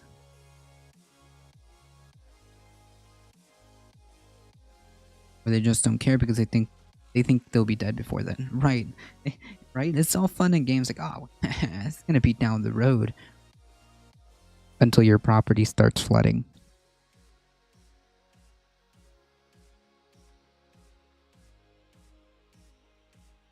Until your entire house gets wiped out by a hurricane. Until your entire neighborhood gets burned to the ground by a vicious wildfire. Some people learned this year.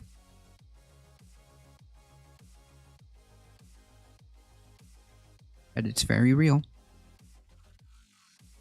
Our response to COVID is a sneak peek into the future response to the climate disaster. Yeah, that's why I keep using the parallel, because it is analogous.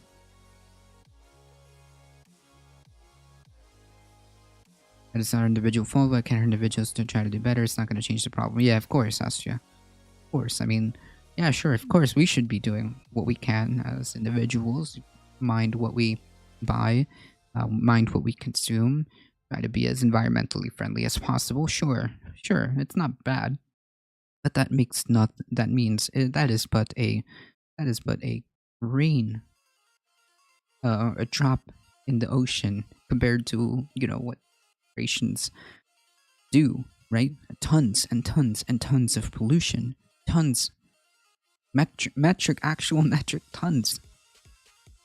That's just not even comparable. Even then, who knows if they'll get it? Yep. Even then, it's like the same people who they're on their deathbed saying that COVID is a hoax and it's not real, as the ventilator tube goes down their throat.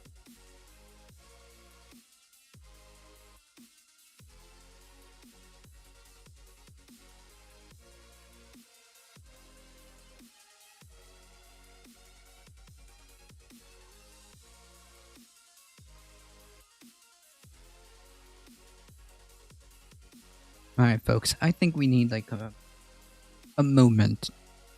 Just a small moment of candy for the free. Okay, for the free. The small moment of candy for the free.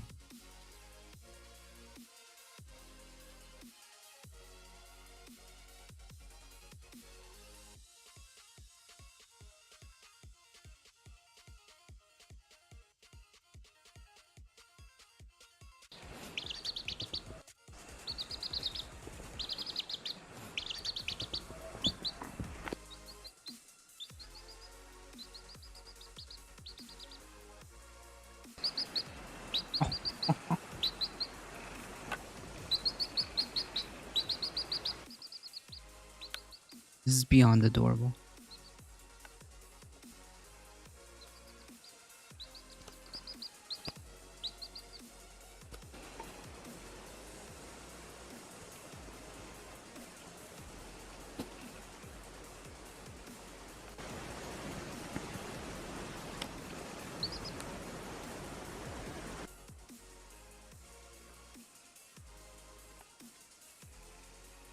Yes. This is the content I crave.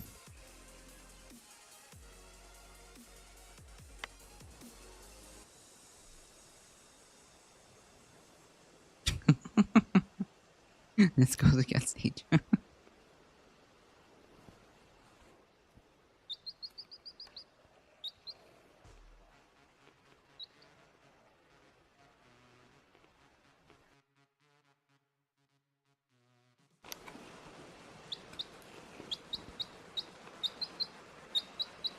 I love this content.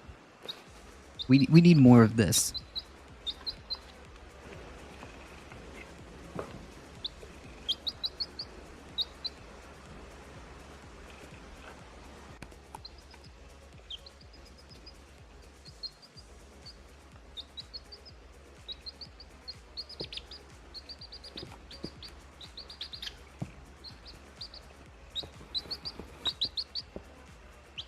He's like, bro, I'm just trying to sleep, dude. Oh, man. This is the cutest thing I've ever seen. I can't handle it. No, it came up on my suggestions. I had to. It came up on my suggestions. The almighty algorithm knows exactly what to feed me.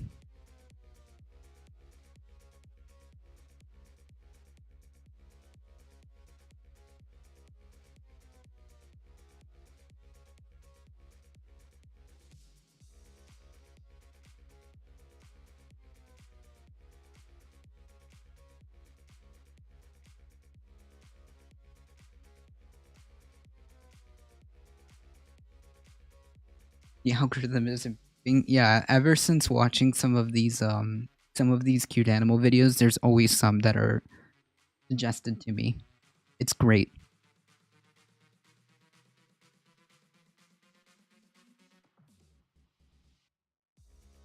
Ooh. Good news. Somebody brought this up. Nevada Supreme Court rejects Trump's campaign appeal. Supreme Court denies GOP effort to block Pennsylvania election results. So here's 2 L's.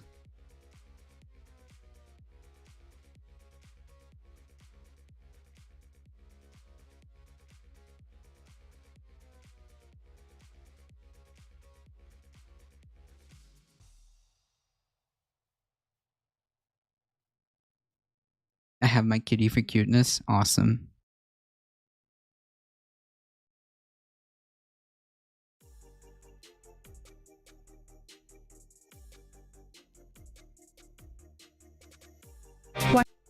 Ooh.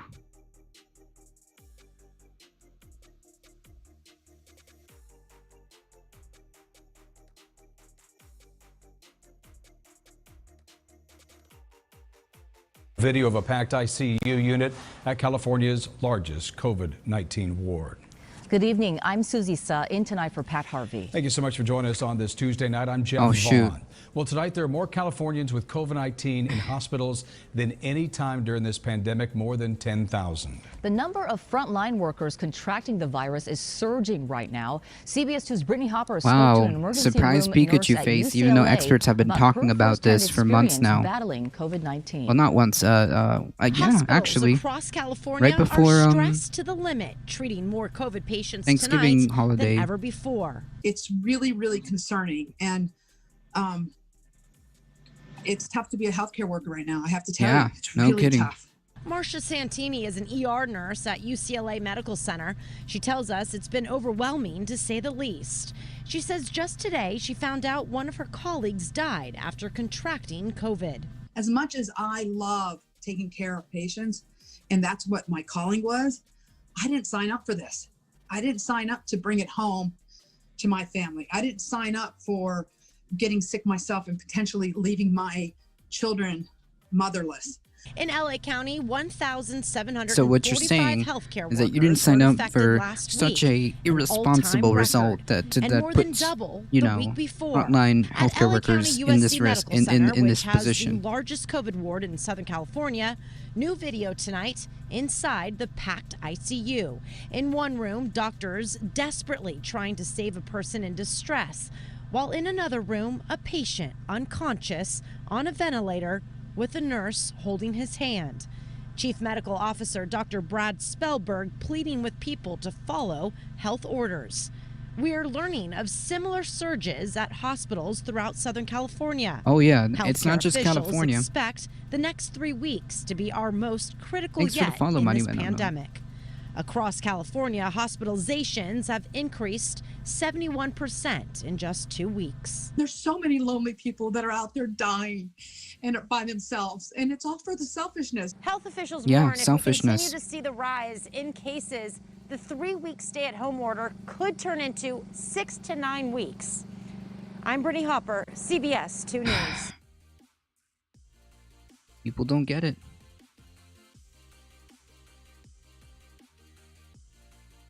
People don't get it. It's like everybody is so fixated. Everybody is so fixated on like the death count, the death count, the death count. Yeah, it's terrible. But that's not the only facet of what makes this so dangerous, and it's really frustrating that people just don't follow the advice of medical professionals. It really is selfish. 100%. And actually, Doc Midnight, for those of you that don't know, is a streamer who does who covers, you know, COVID stuff and is a healthcare professional who is in the front lines and who is completely concerned by the lack of responsibility, is concerned about how the government handled or lack thereof all of this. He had a great thank you, Darknet. I was just about to do that. He had a great chat with Lucid Fox yesterday, and whoa, geez, that scared me.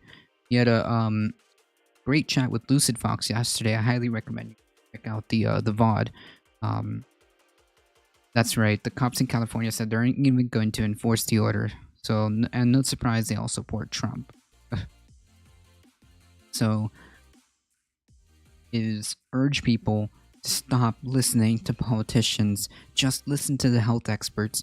Look at all of these cases of healthcare professionals pleading with people to just follow the medical advice. That's it. Please stay home if you absolutely can. Please just wear a mask if you're going outside. Please mind the social distancing. Wash your hands. I mean, they're not asking the world of you. They're just asking you to be a decent, empathetic, caring human being. Because these frontline healthcare workers are suffering. Other people are suffering because of your lack of empathy. The one you did with Case Swiftly was really good too. I haven't heard the Lucid Fox one. This one was just yesterday. This one actually just happened yesterday or last night, and he did one with Demon Mama as well. I wasn't able to watch that one. I was not able to watch that one. Yeah, monument, something like this is what scientists are essentially going to end up having to deploy or plan for.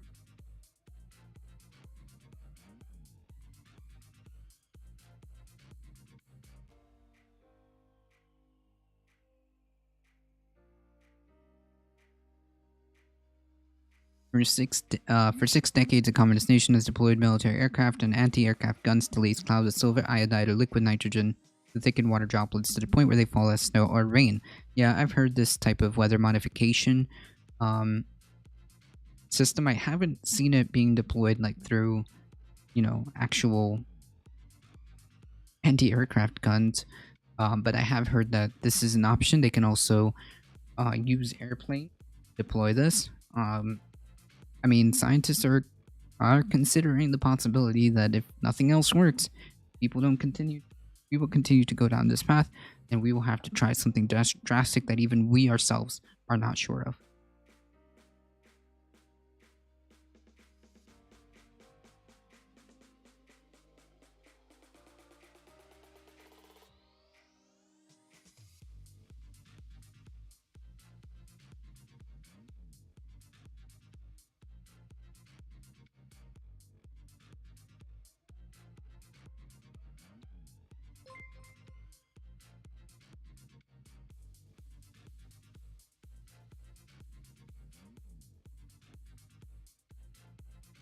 Act.tv, radio with a party of two. Thank you, thank you, thank you, thank you. Interesting. Interesting monument unknown. Yeah, eventually, if not gets solved, then this will be the end all, right? This will be the last resort.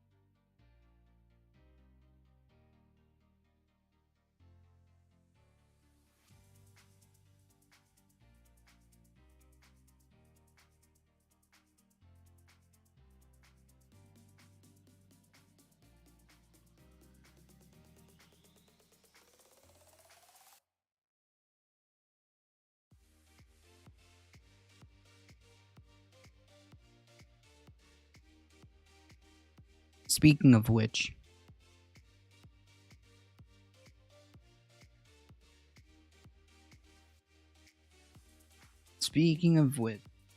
I'm sure this is gonna go well.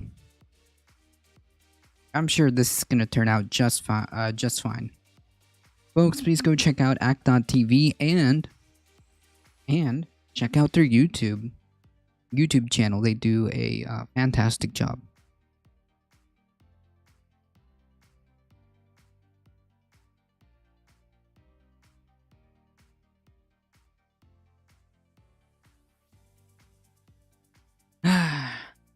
I'm sure this is going to work out just fine. Governor Ron DeSantis holds very own super spreader event. Cool. On Saturday, Governor Ron DeSantis and Florida Republican leaders turned the backyard of the governor's mansion into a GOP gloat fest with a pandemic twist. I mean, look at this. Look at this. 1, 2, 2. Yeah, 2. That's about the amount of people I see wearing a mask in this photograph. Yep. And all of these seem, you know, in a vulnerable category. Some of the top players in the party that have overseen coronavirus chaos in the Sunshine State tweeted photos and a video of DeSantis addressing a crowd of roughly 50 GOP grassroots and organizers. Almost no one appeared to be wearing a mask, including DeSantis, who appeared with a mask at Donald Trump's Strange Vaccine Summit in D.C. on Tuesday. One of the images tweeted by Florida Republican Party Vice Chairman Christian Ziegler shows a maskless DeSantis from behind, facing his guests, a majority of whom were elderly. Yeah, exactly.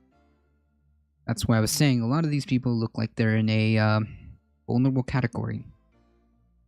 A population at especially high risk of death by way of COVID, Ziegler boasted Florida's in great hands, yeah, I'm sure, and everyone in this photo is going to work like hell to crush whoever runs against him in order to keep it going. Yeah, so, in case you were wondering, Florida, pay attention when this guy comes up for re-election. What are they going to gloat about? Profiteering? About the wonderful, amazing response that they've had to COVID. The GOP official retweeted the same photo on the following day. This time he identified another reliable target of Republicans and DeSantis. It's going to be fun working for him and crushing the socialists in Florida. In the Florida GOP chairman, the state senator Joe Gruters tweeted a photo of the crowd from a different angle that showed him flanking the governor. Gruters wrote, "Thank you, Governor DeSantis, for loving freedom, liberty, and all your help in delivering record cases here in Florida." Reuters also tweeted a 2-minute clip of DeSantis who slyly suggested he still backed the current commander-in-chief's false narrative that Joe Biden only won the presidency because of massive... Oh no. Oh no. I think DeSantis took the copium too. In Florida, people can have the confidence that this election was done above the board and done right.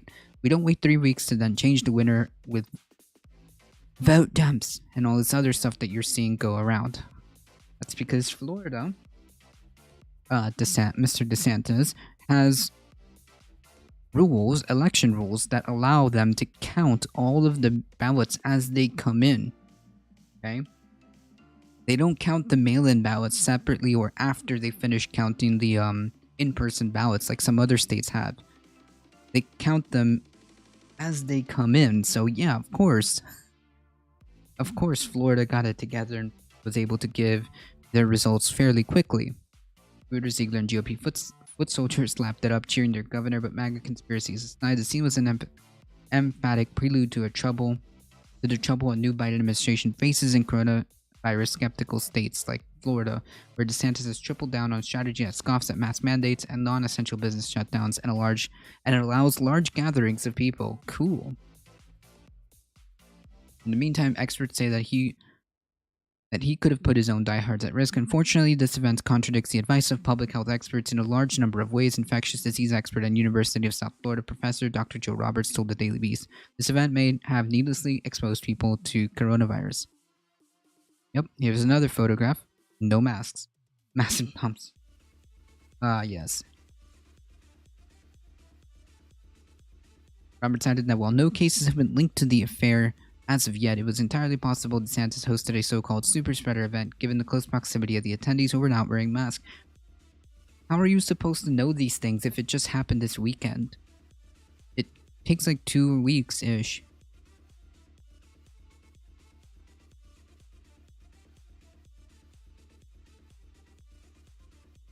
Ruder, Ziegler, and a spokesperson for DeSantis did not respond to requests for comments for this story. Yeah. In the months leading up to the election, in its immediate aftermath, DeSantis stood out for a cowboy approach to the pandemic. His cowboy approach. One of the last governors to lock his state down, he was especially aggressive in opening it back up again and has refused to issue a mask mandate. More recently, a Sun Sentinel investigation found that the governor and his administration ordered Department of Health officials at the county level to not discuss COVID-19 with the public during the run-up to the election. Cool. Not suspect at all.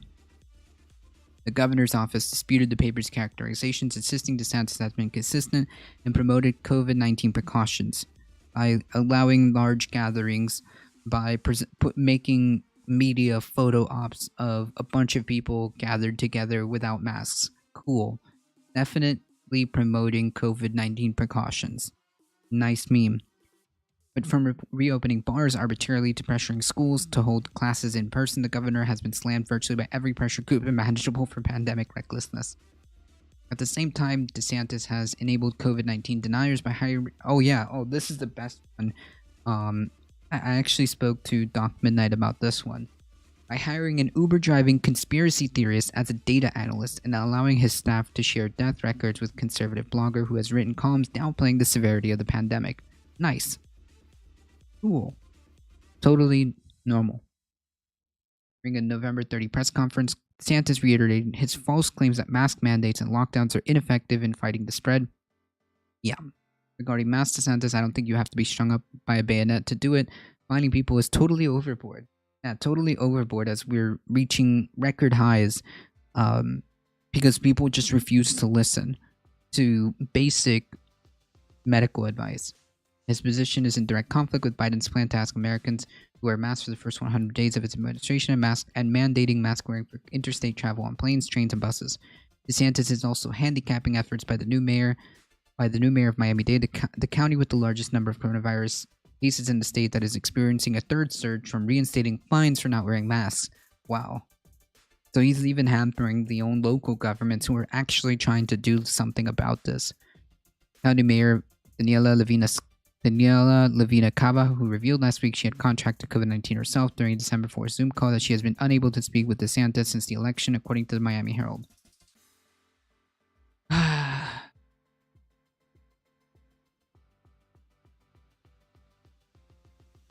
Yep.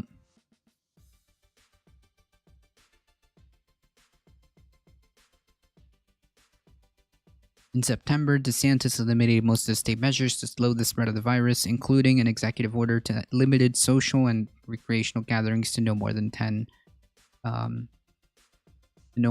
people. Yikes.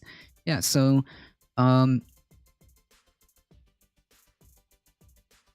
ending result of that is just allowing this pandemic to go uninhabited, right?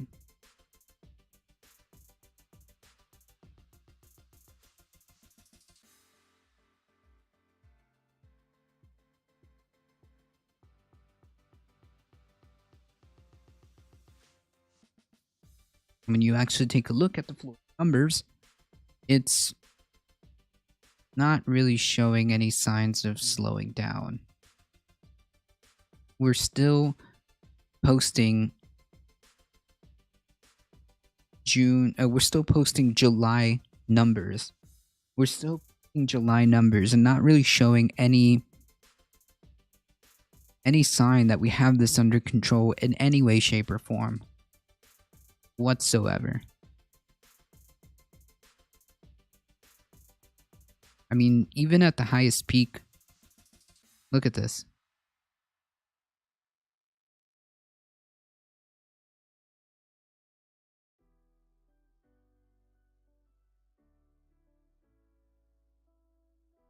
The trend is not going. And we're basically completely open.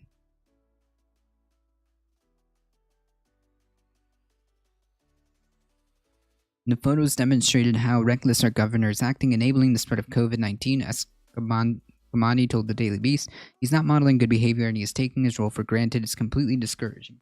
Yeah, so when people criticize, previously Donald Trump for not wearing a mask and just kind of downplaying it and saying, well, he's president, he's not like a scientist or whatever. It's like, no, what he says and what he does matters.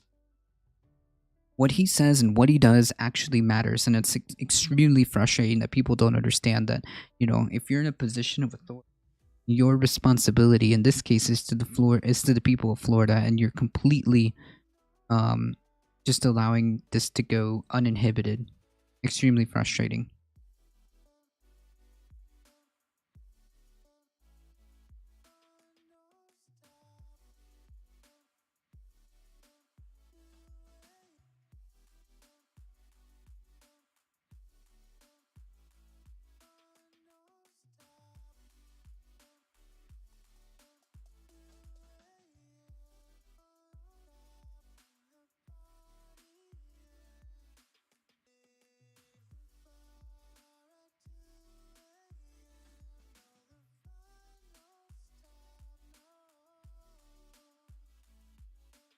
And yet, our federal government seems able to get anything done. Economic relief, or in terms of even trying to slow this thing down.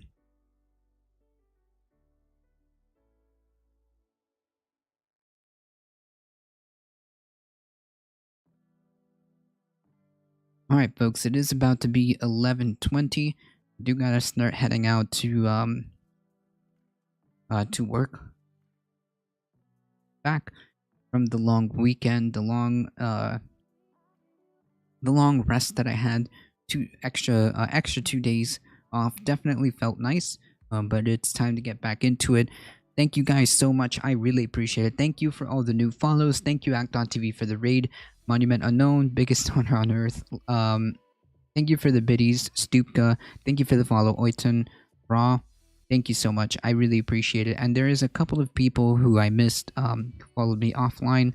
Jason483, thank you so much. Spicy Party Mix.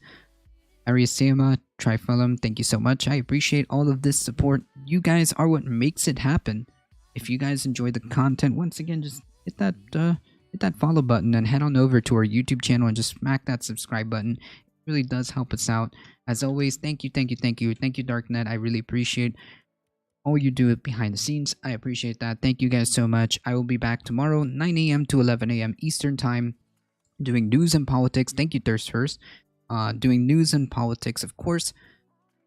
Thank you guys. Please, again, I can't stress enough. Listen to the healthcare professionals. Stay safe. All right?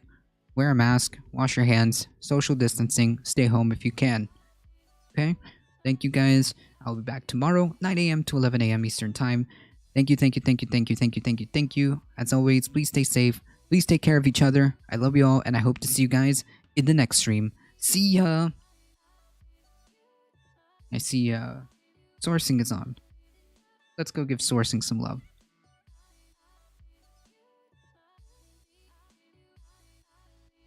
Alright, folks.